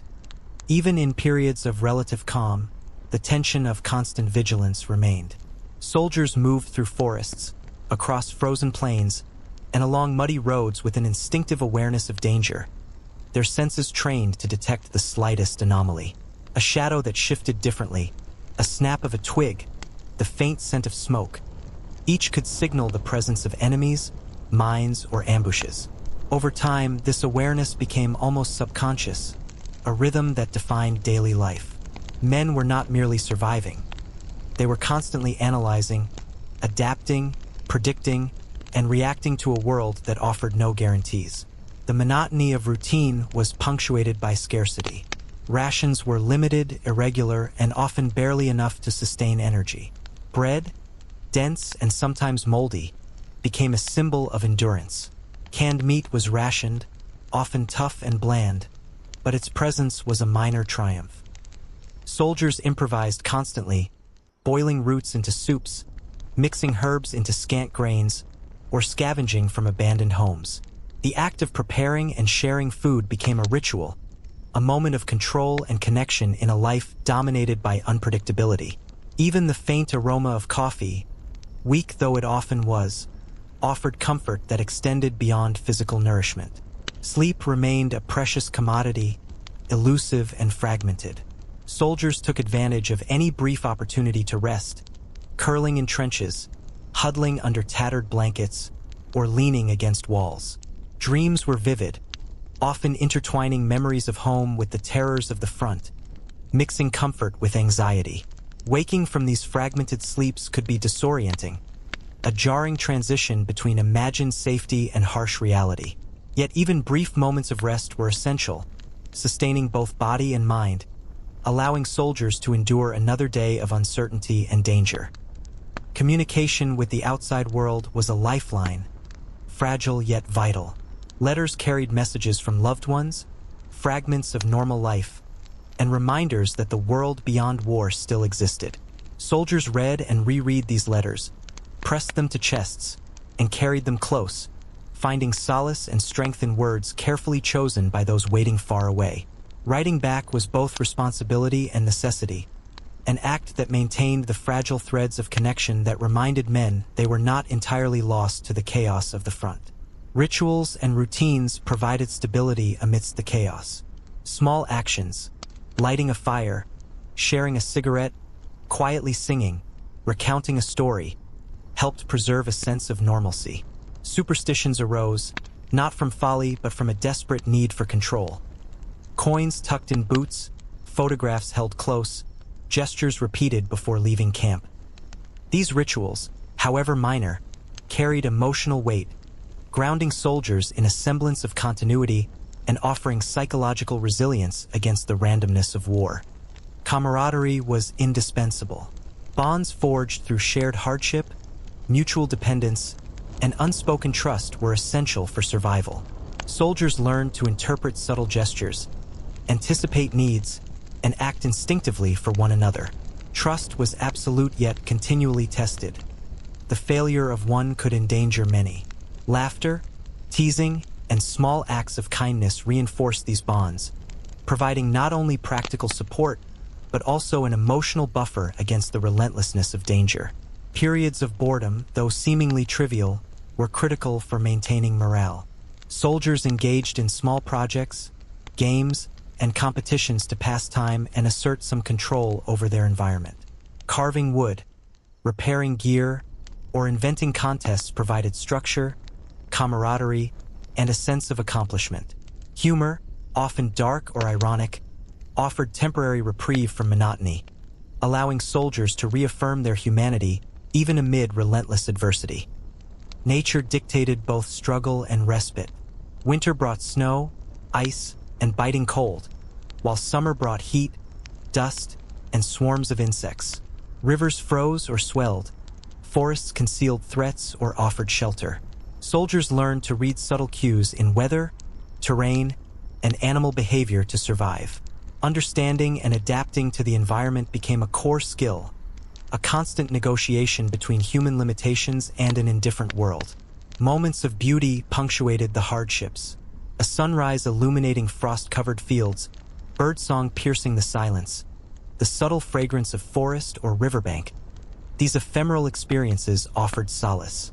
Even brief glimpses of the ordinary world reinforced hope and connected soldiers to life beyond the trenches. They were reminders that existence extended beyond survival, that there was a world worth returning to. Endurance remained the defining measure of existence. It was quiet, persistent, and necessary. Soldiers endured hunger, cold, fatigue, and fear day after day, sustaining themselves through small victories, completing a march, surviving a freezing night, maintaining camaraderie, preserving hope through letters and memories of home.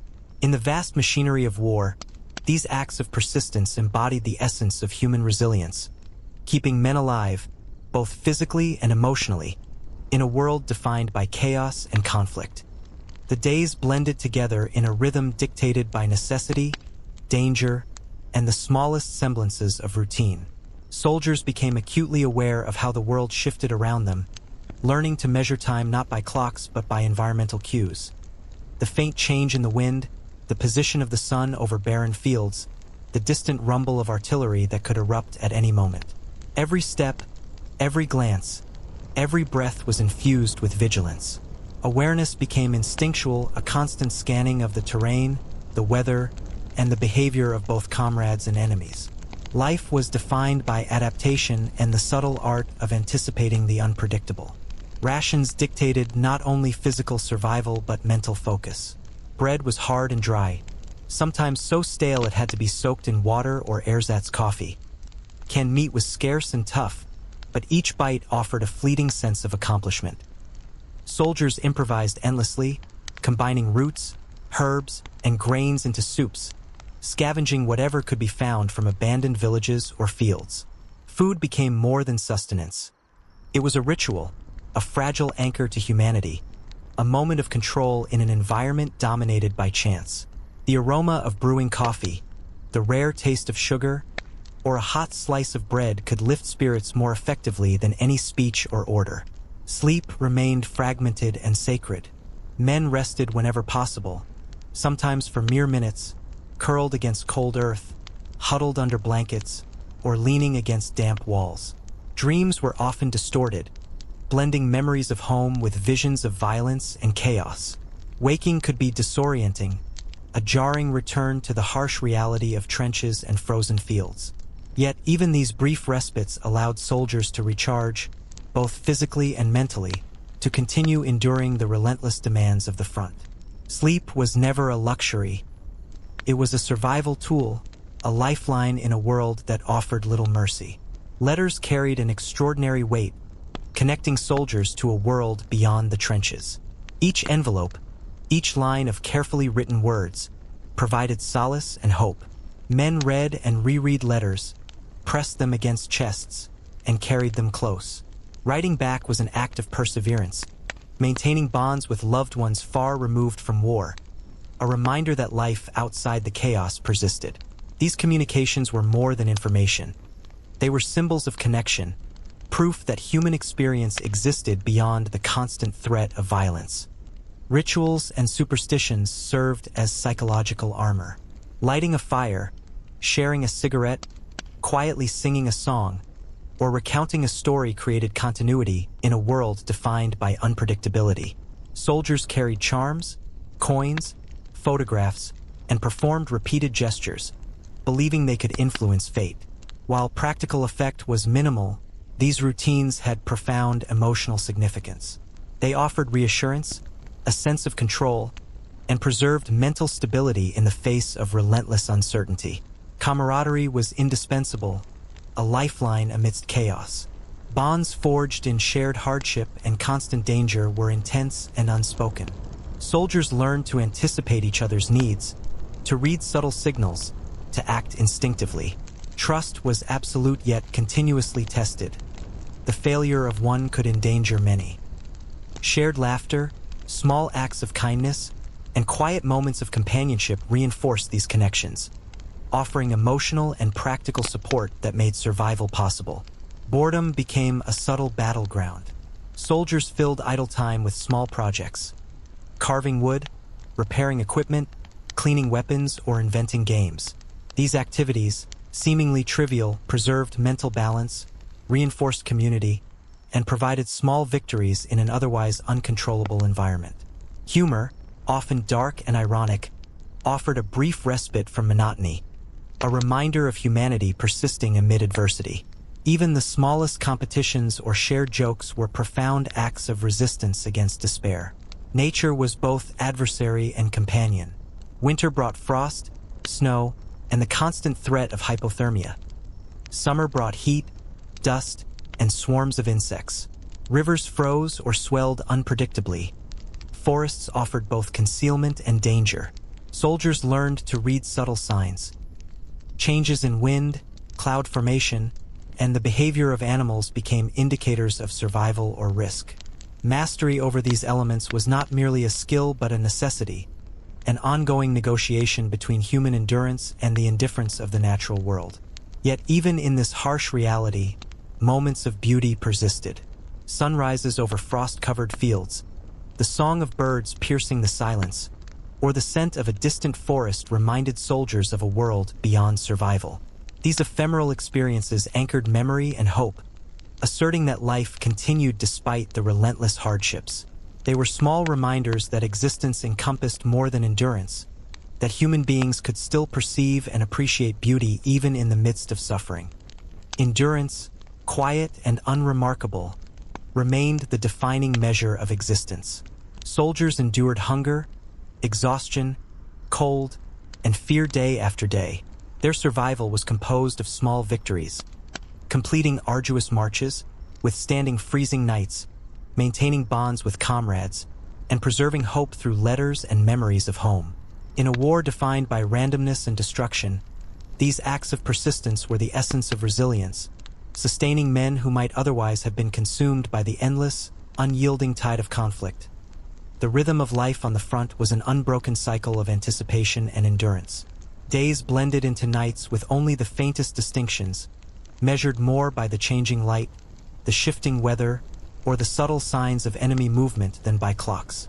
Soldiers moved with a careful, almost instinctive awareness, scanning terrain, observing patterns, and responding to the faintest irregularities in the air, the ground, or the distant horizon. Survival depended on constant vigilance, on the ability to perceive threats long before they became apparent, and on the relentless adaptation to circumstances that were as unpredictable as they were unforgiving. Hunger, always a quiet but persistent companion, shaped daily life. Rations were meager, sporadic, and monotonous. Bread, hard and dry, sometimes moldy, had to be soaked in water or ersatz coffee to make it edible. Tins of meat were tough and bland, rationed carefully. Soldiers became masters of improvisation, creating soups from roots, herbs, and grains, scavenging what they could from abandoned farms, and trading small items for extras whenever possible. Food was more than sustenance. It was a ritual, a psychological anchor, a reminder of humanity amidst the grinding monotony of survival. Even the faint aroma of coffee or the rare sweetness of sugar could momentarily lift spirits, offering comfort and a fleeting sense of normality. Sleep remained a rare and precious commodity. Men rested wherever possible, curled on cold ground, huddled beneath thin blankets, or leaning against walls in temporary shelters. Dreams were unpredictable, often blending memories of home with visions of danger, comfort with fear. Waking could be disorienting, a jarring transition between imagined safety and harsh reality. Even brief periods of rest, however, were vital for maintaining both physical and mental endurance, allowing soldiers to continue navigating the relentless demands of the front. Sleep was not luxury. It was survival, a temporary reprieve in an unrelenting landscape of uncertainty. Letters were treasured lifelines to a world beyond the trenches. Each envelope, each carefully written line, carried fragments of normal life, reassurance, and hope. Soldiers read and reread these messages, pressed them to their chests, and carried them with care, finding solace and strength in the connection. Writing back became a vital act, a means of maintaining bonds with distant loved ones, preserving identity, and asserting continuity in a life otherwise defined by chaos. The presence of a letter could transform a weary man's mood, offering a quiet reminder that the human world persisted outside the trenches. Small rituals and routines acted as anchors amidst uncertainty. Lighting a fire, sharing a cigarette, quietly singing a song, or telling stories created a sense of continuity in an otherwise unpredictable existence. Superstitions developed, often as coping mechanisms. Coins in boots, photographs in pockets, repeated gestures before leaving camp. These seemingly minor acts carried immense emotional weight, preserving stability, asserting control, and helping soldiers maintain their mental equilibrium in the face of relentless unpredictability. Camaraderie became essential for survival. Bonds forged through shared hardship, trust, and mutual reliance were profound. Soldiers learned to anticipate one another's needs, read subtle behavioral cues, and act without words. Trust was constant yet continuously tested, for a single mistake could endanger many lives. Laughter, teasing, and small acts of kindness reinforced these connections, providing both emotional sustenance and practical support. The shared understanding that each man's survival depended on the other's created a silent code, an unspoken solidarity that defined life at the front. Boredom, though often underestimated, played a crucial role. Long stretches of inactivity were filled with small projects, tasks, and games. Carving wood, repairing uniforms, maintaining weapons, or inventing contests offered structure, camaraderie, and minor victories. Humor, frequently dark and ironic, became a shield against monotony, reminding men of their humanity. These activities allowed soldiers to reclaim a sense of agency in a world where the overwhelming forces of war dominated every aspect of existence. Nature, alternately adversary and refuge, shaped the front. Winter brought snow, ice, and frostbite. Summer brought heat, dust, and swarms of insects.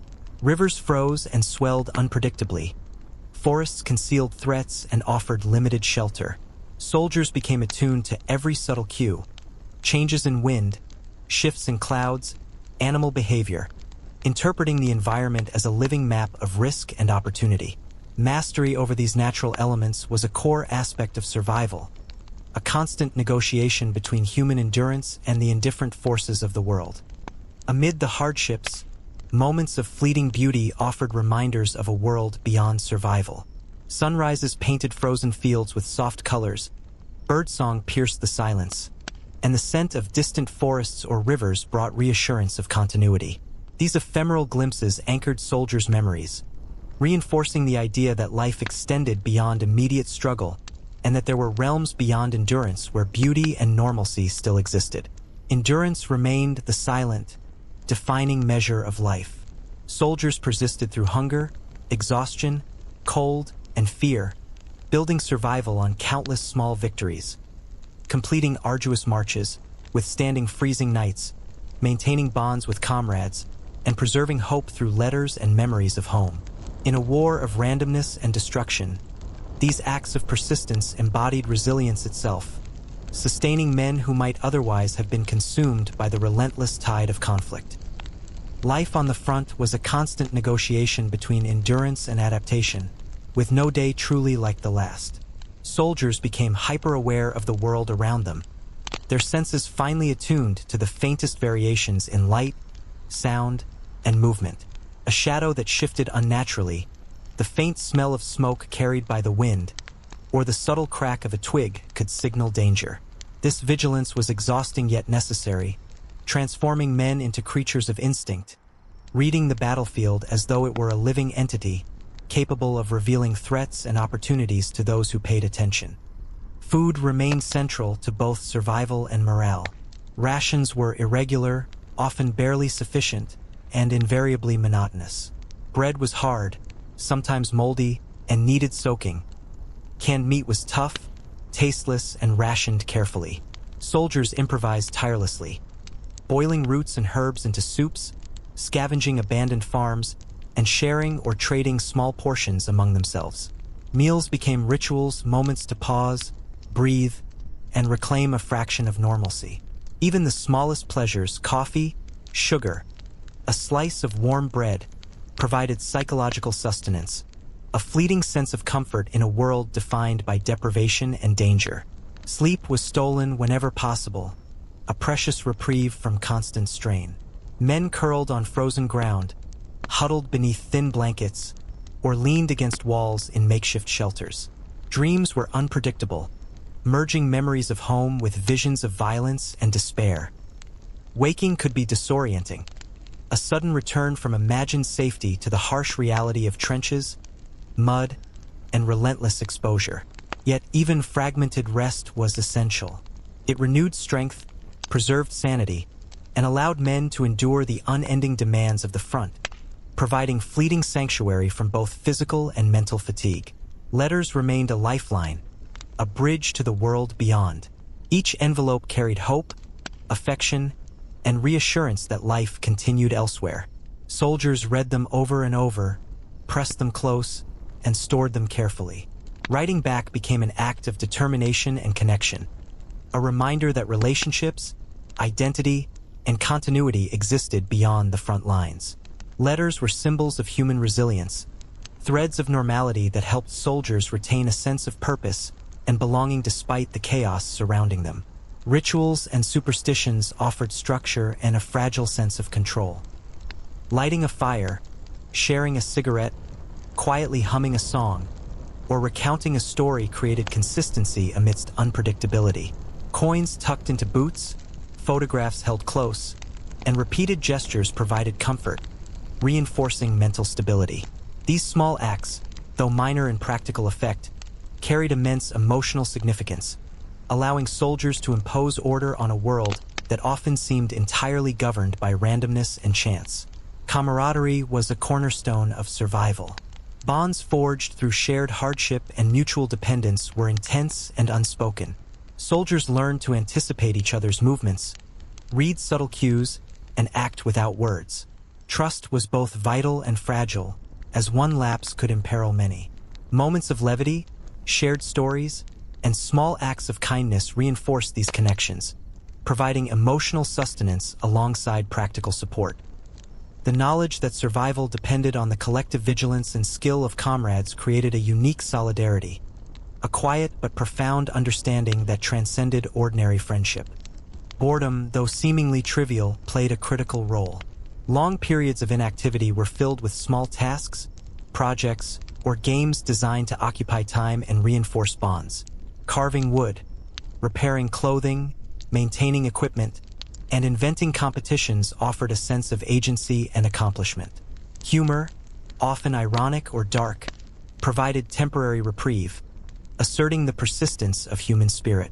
Even in a world dominated by danger, these small engagements became acts of subtle rebellion against despair, reaffirming identity and cohesion. Nature dictated the terms of daily life. Winter brought frost, ice, and the ever-present threat of hypothermia. Summer brought heat, dust, and swarms of insects. Rivers froze or flooded unpredictably. Forests offered both shelter and peril.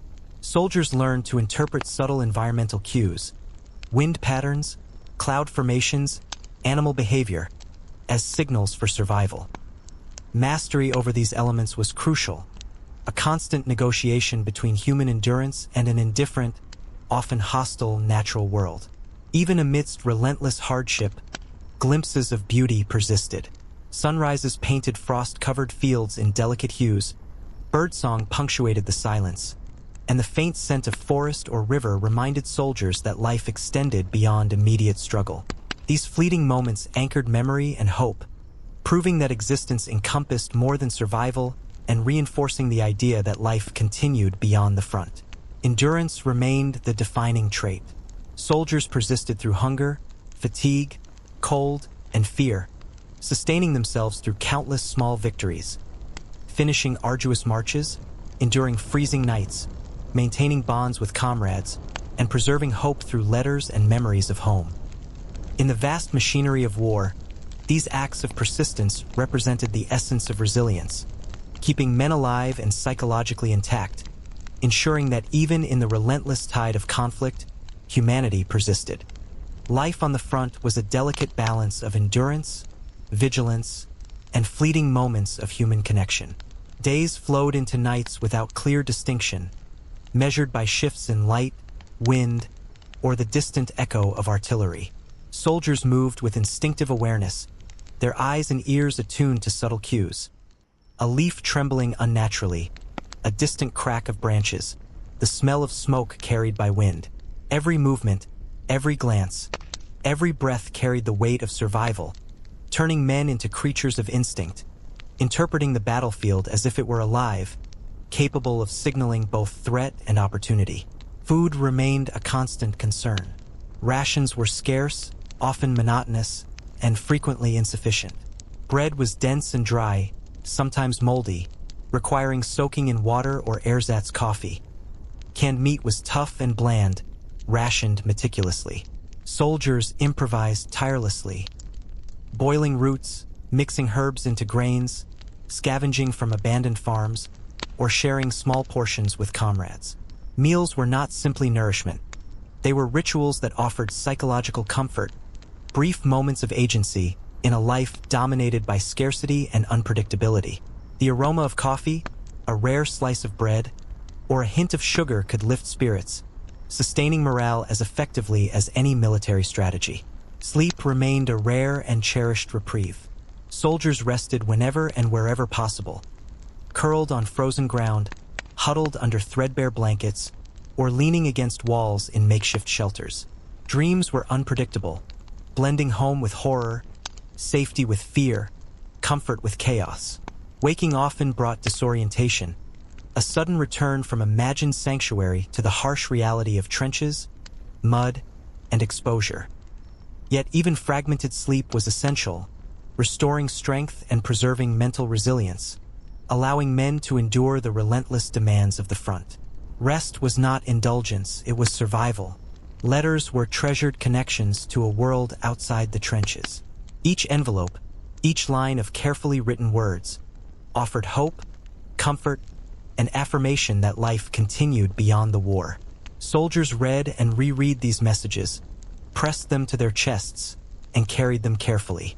Writing back became an act of persistence, a lifeline, a way to maintain identity and continuity amid the chaos of conflict. Letters were far more than information. They were symbols of enduring humanity, proof that relationships and emotions persisted despite the unrelenting pressures of survival. Rituals and superstitions emerged as coping mechanisms. Lighting a fire, sharing a cigarette, quietly humming, or telling stories created consistency amidst uncertainty. Coins tucked into boots, photographs held close, repeated gestures. These acts, though minor, carried deep psychological weight, sustaining mental stability and asserting a sense of control in an environment dominated by randomness. Such practices were both comfort and necessity, helping soldiers navigate the ever-present threat of danger and maintain fragments of normalcy. Camaraderie was indispensable. Bonds forged in shared hardship, trust, and interdependence were profound. Soldiers learned to anticipate each other's needs, interpret subtle cues, and act without words.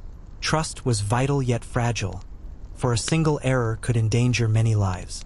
Moments of levity, shared stories, and small gestures of kindness reinforced these relationships, providing both emotional support and practical aid. The knowledge that survival depended on collective skill and vigilance created a solidarity that transcended ordinary friendship, a quiet understanding that each man's life was intertwined with those around him. Boredom, despite its apparent triviality, played a crucial role in maintaining morale. Long stretches of inactivity were filled with small tasks, personal projects, or improvised games. Carving wood, repairing gear, cleaning weapons, or inventing contests offered structure, camaraderie, and minor triumphs. Humor, often dark or ironic, provided temporary relief, reaffirming the persistence of human spirit. These activities allowed soldiers to assert agency, to reclaim fragments of identity, and to resist the erosion of normalcy imposed by war. Nature was both adversary and refuge. Winter brought frost, ice, and the ever-present threat of hypothermia. Summer brought heat, dust, and swarms of insects. Rivers froze or flooded unpredictably. Forests offered shelter and danger alike. Soldiers learned to interpret subtle environmental cues, shifts in wind, cloud formations, animal behavior, as vital signs of survival. Mastery of these elements was essential, a constant negotiation between human endurance and the indifferent forces of the natural world. Even in the harshest conditions, fleeting moments of beauty offered solace. Sunrises painted frozen fields with delicate colors, birdsong pierced the silence, and the faint fragrance of forests or rivers reminded soldiers that life extended beyond immediate struggle.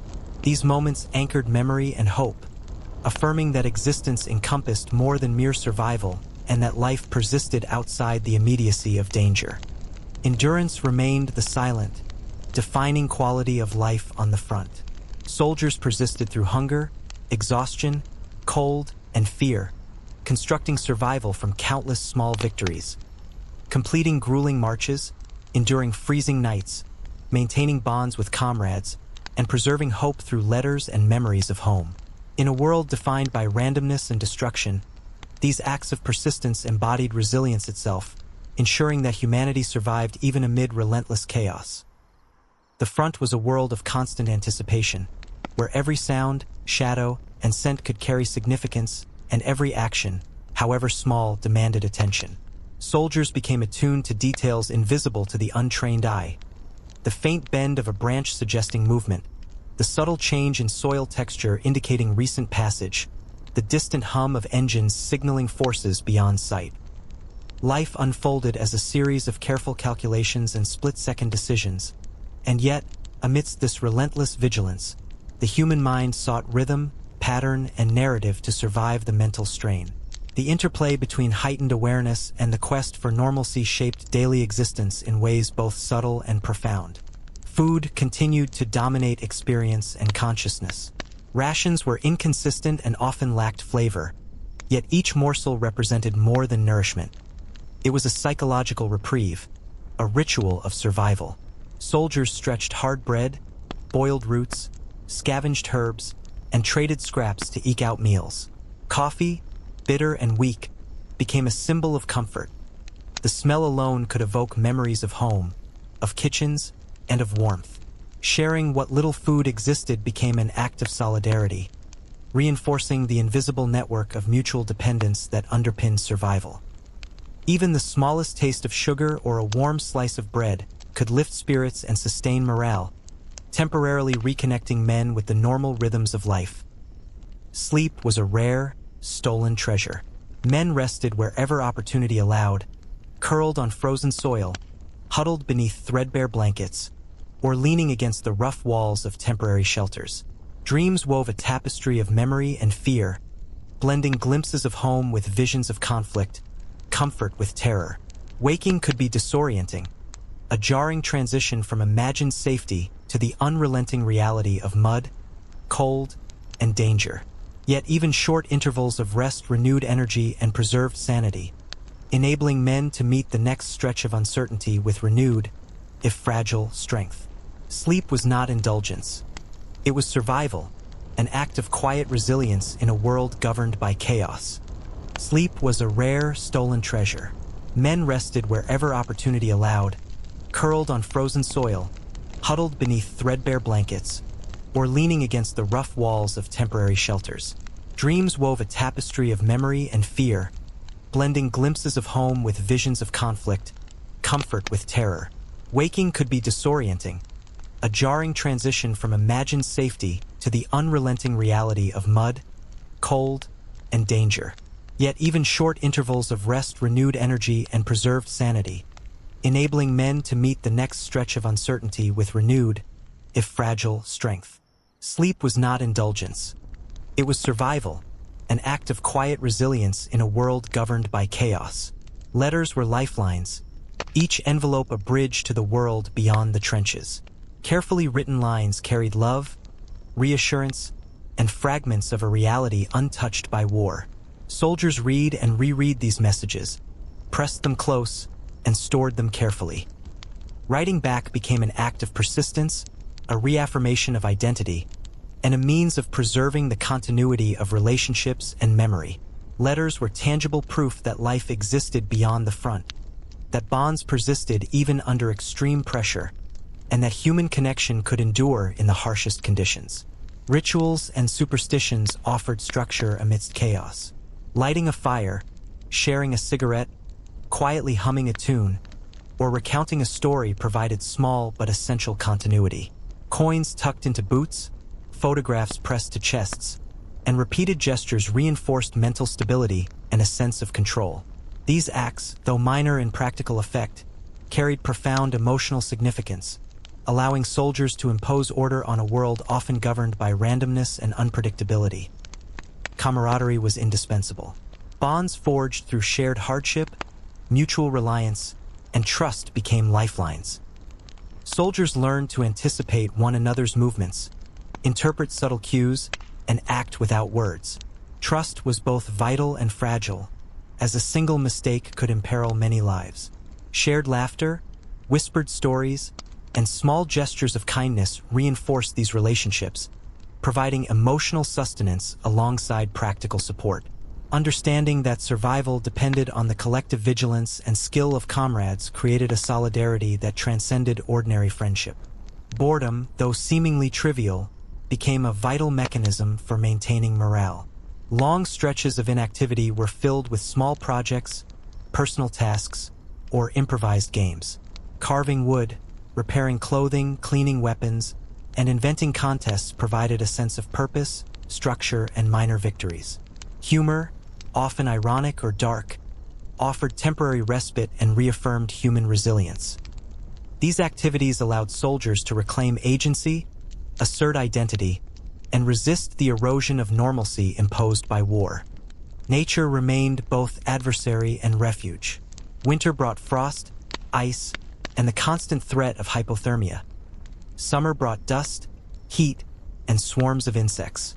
Rivers froze or flooded unpredictably, while forests provided both concealment and peril. Soldiers learned to read subtle environmental cues, from the movement of clouds to animal behavior, interpreting the world as a living map of opportunity and danger. Mastery of these elements was essential, a continuous negotiation between human endurance and the indifferent forces of the natural world. Amidst relentless adversity, fleeting glimpses of beauty provided solace. Sunrises painted frost-covered fields in soft hues, birdsong punctuated the silence, and the faint aroma of forests or rivers reminded soldiers that life extended beyond survival. These moments anchored memory and hope, affirming that existence encompassed more than endurance, and that the world beyond the front remained vivid and tangible. Endurance remained the defining quality of life on the front. Soldiers persisted through hunger, exhaustion, cold, and fear, constructing survival from countless small victories. Completing arduous marches, enduring freezing nights, maintaining bonds with comrades, and preserving hope through letters and memories of home. In the machinery of war, these acts of quiet persistence embodied resilience, ensuring that humanity survived even amid the relentless tide of destruction and chaos. The front was a world where time seemed to stretch and contract unpredictably. Days could feel interminable in their monotony, punctuated by moments of extreme intensity, where decisions had to be made in seconds and consequences were immediate. Soldiers became attuned to the rhythm of the battlefield, not measured by watches or calendars, but by the shifting wind, distant sounds, the movement of wildlife, and the subtle changes in light across the terrain. Awareness became second nature, a constant calculation of risk, observation, and adaptation. Men learned to anticipate threats before they arrived, their senses finely tuned to detect what the untrained eye would miss, as survival depended not just on strength but on perception, intuition, and patience. Food remained a persistent concern, a thread linking the body, mind, and morale. Rations were uneven, often bland, sometimes barely edible, yet each bite carried immense significance. Bread was tough and dry, often requiring soaking. Canned meat was rationed and occasionally unpalatable.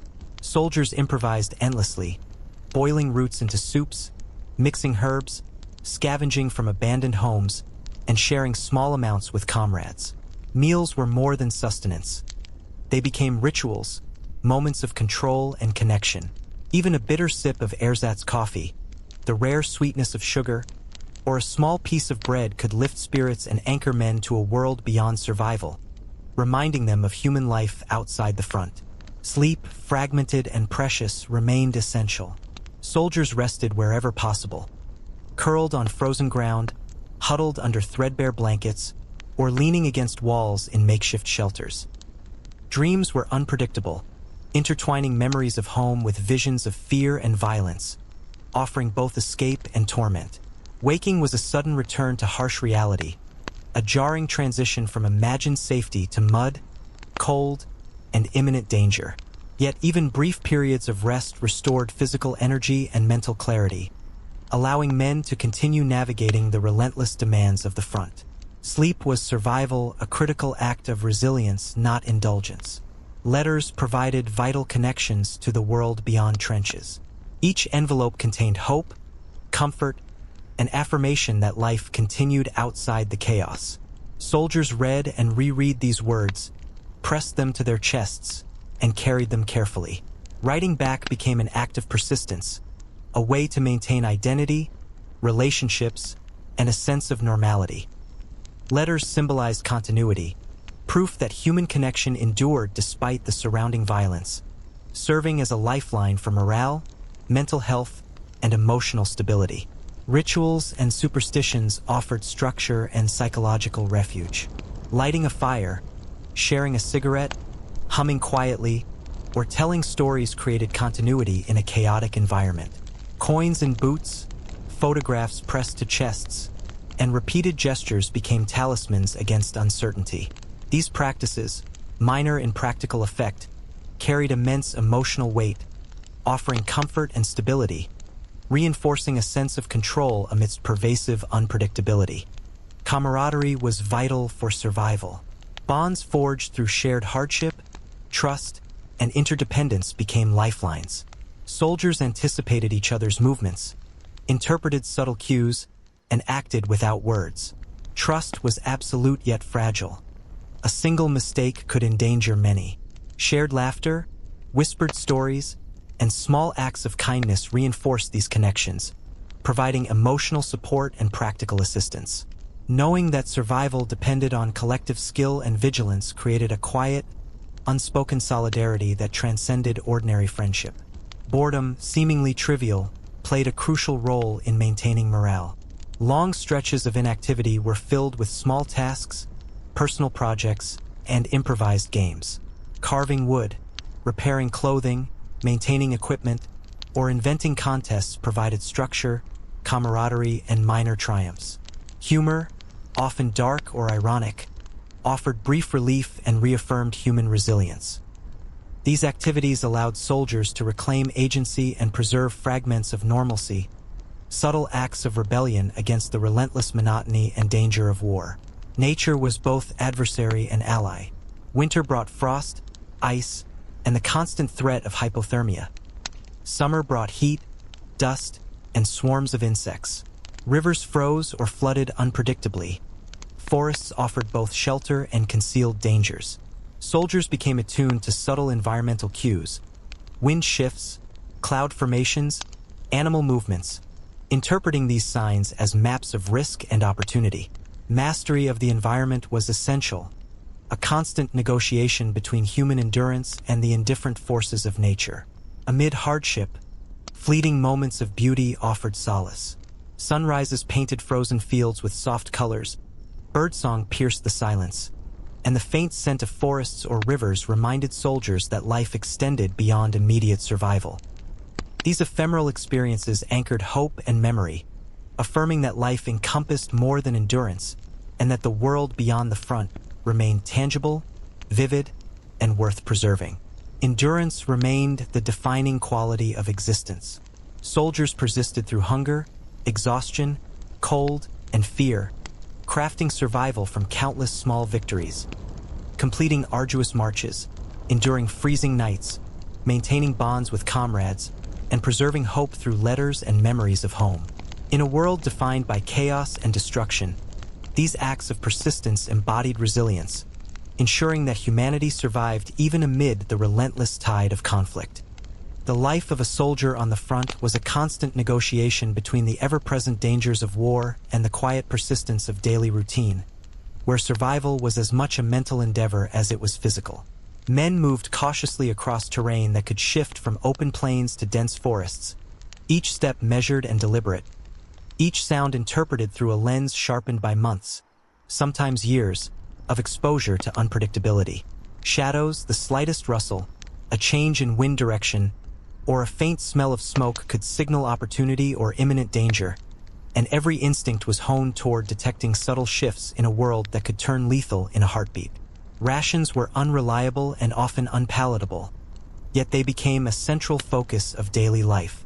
Bread, hard and sometimes stale, was soaked in water or ersatz coffee to make it edible. Tins of meat, sparse and bland, were distributed carefully. Soldiers improvised constantly, turning roots, herbs, and scavenged grains into soups, trading scraps, and creating small feasts from the smallest victories of resourcefulness.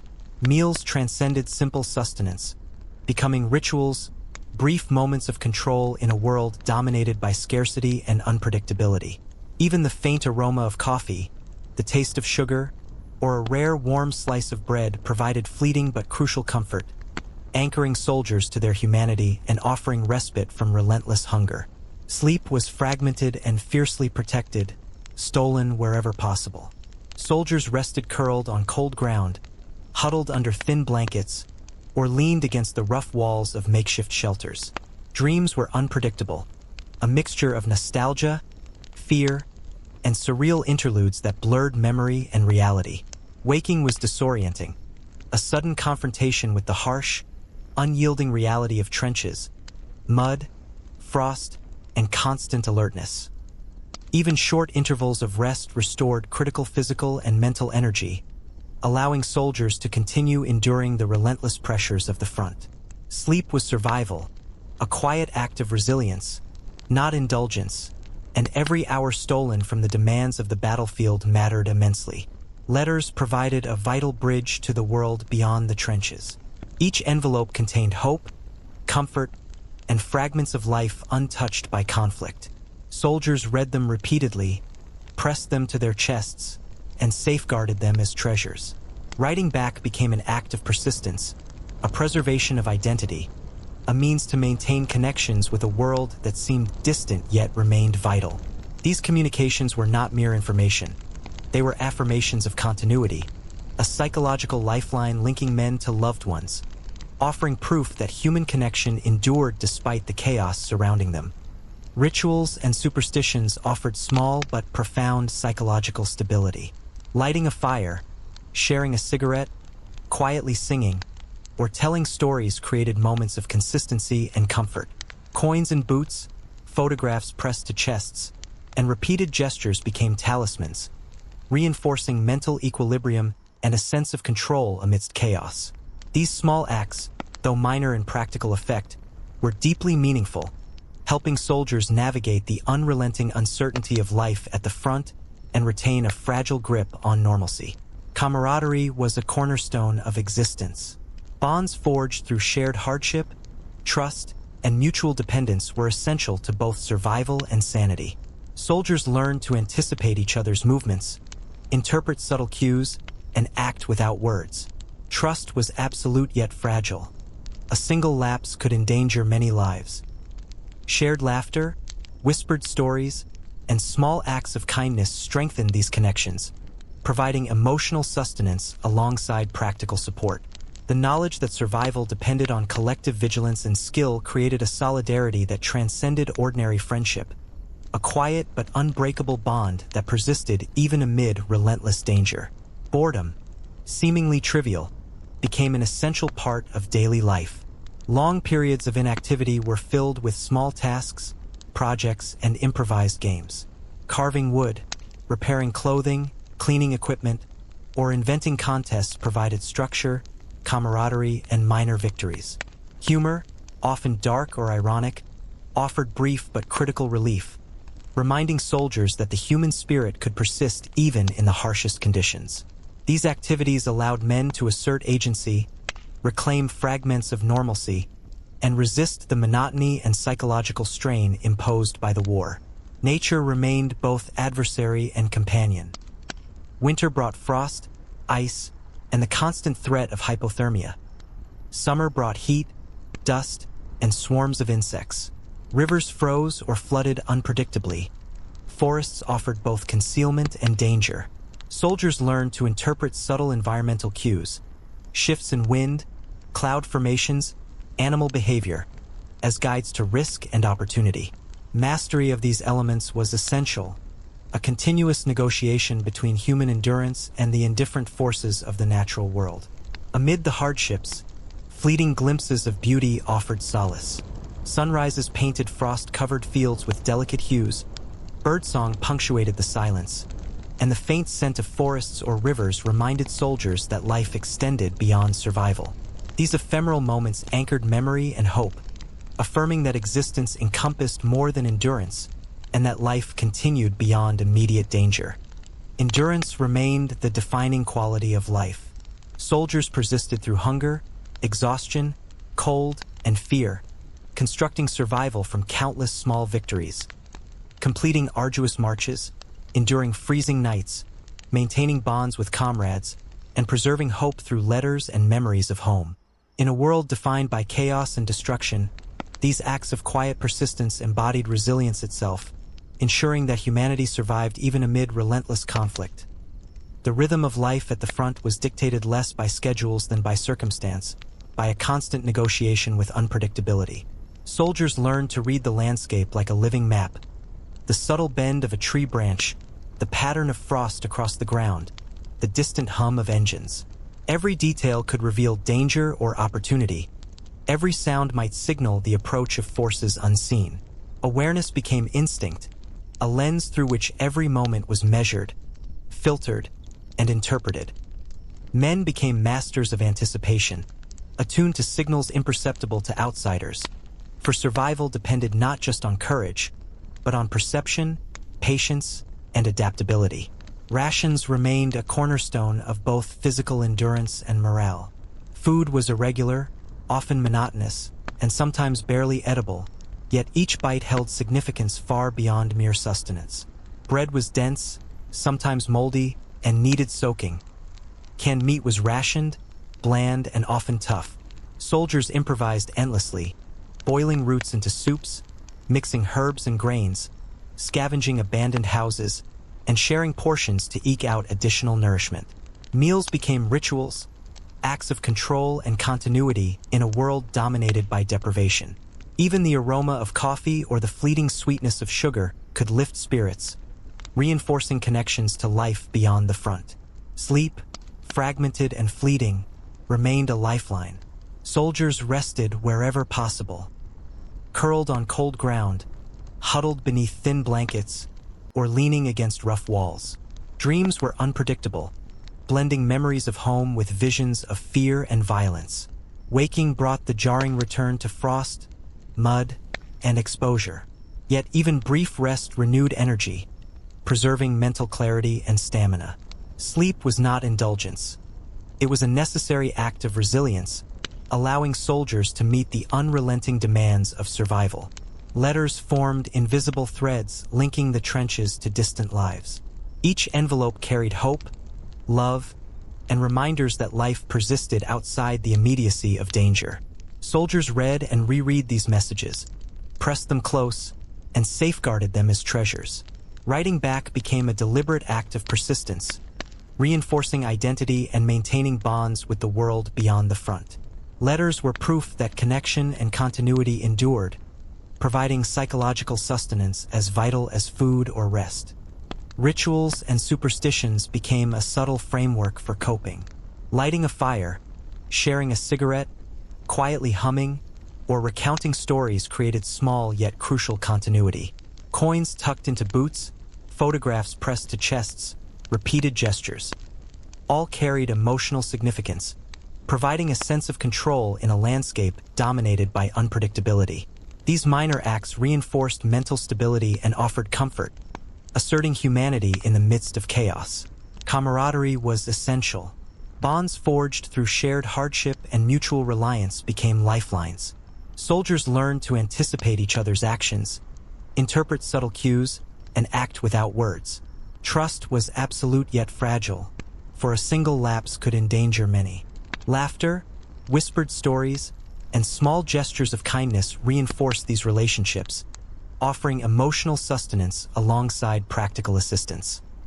Understanding that survival depended on collective skill created solidarity that transcended ordinary friendship, binding men in quiet, unspoken allegiance. Boredom, though subtle, shaped daily life. Long periods of inactivity were filled with small tasks, personal projects, and improvised games. Carving wood, repairing clothing, maintaining equipment, or inventing contests offered structure and minor victories. Humor, often dark or ironic, provided crucial relief, asserting resilience and reinforcing humanity. These activities allowed soldiers to reclaim agency and maintain fragments of normalcy, subtle defiance against the monotony and psychological strain of life on the front. Nature was both adversary and refuge. Winter brought frost, ice, and hypothermia. Summer brought dust, heat, and swarms of insects. Rivers froze or flooded unpredictably. Forests provided concealment and danger alike. Soldiers learned to read environmental cues, wind shifts, cloud movements, animal behavior, as maps of risk and opportunity. Mastery of these elements was critical, a negotiation between human endurance and the indifferent forces of the natural world. Moments of beauty, though fleeting, offered solace. Sunrises painted frost-covered fields in delicate hues, birdsong punctuated silence, and the faint scent of forests or rivers reminded soldiers that life extended beyond survival.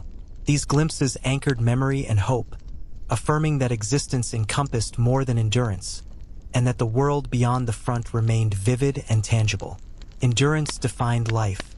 Soldiers persisted through hunger, fatigue, cold, and fear, constructing survival from countless small victories, completing arduous marches, enduring freezing nights, maintaining bonds with comrades, and preserving hope through letters and memories of home.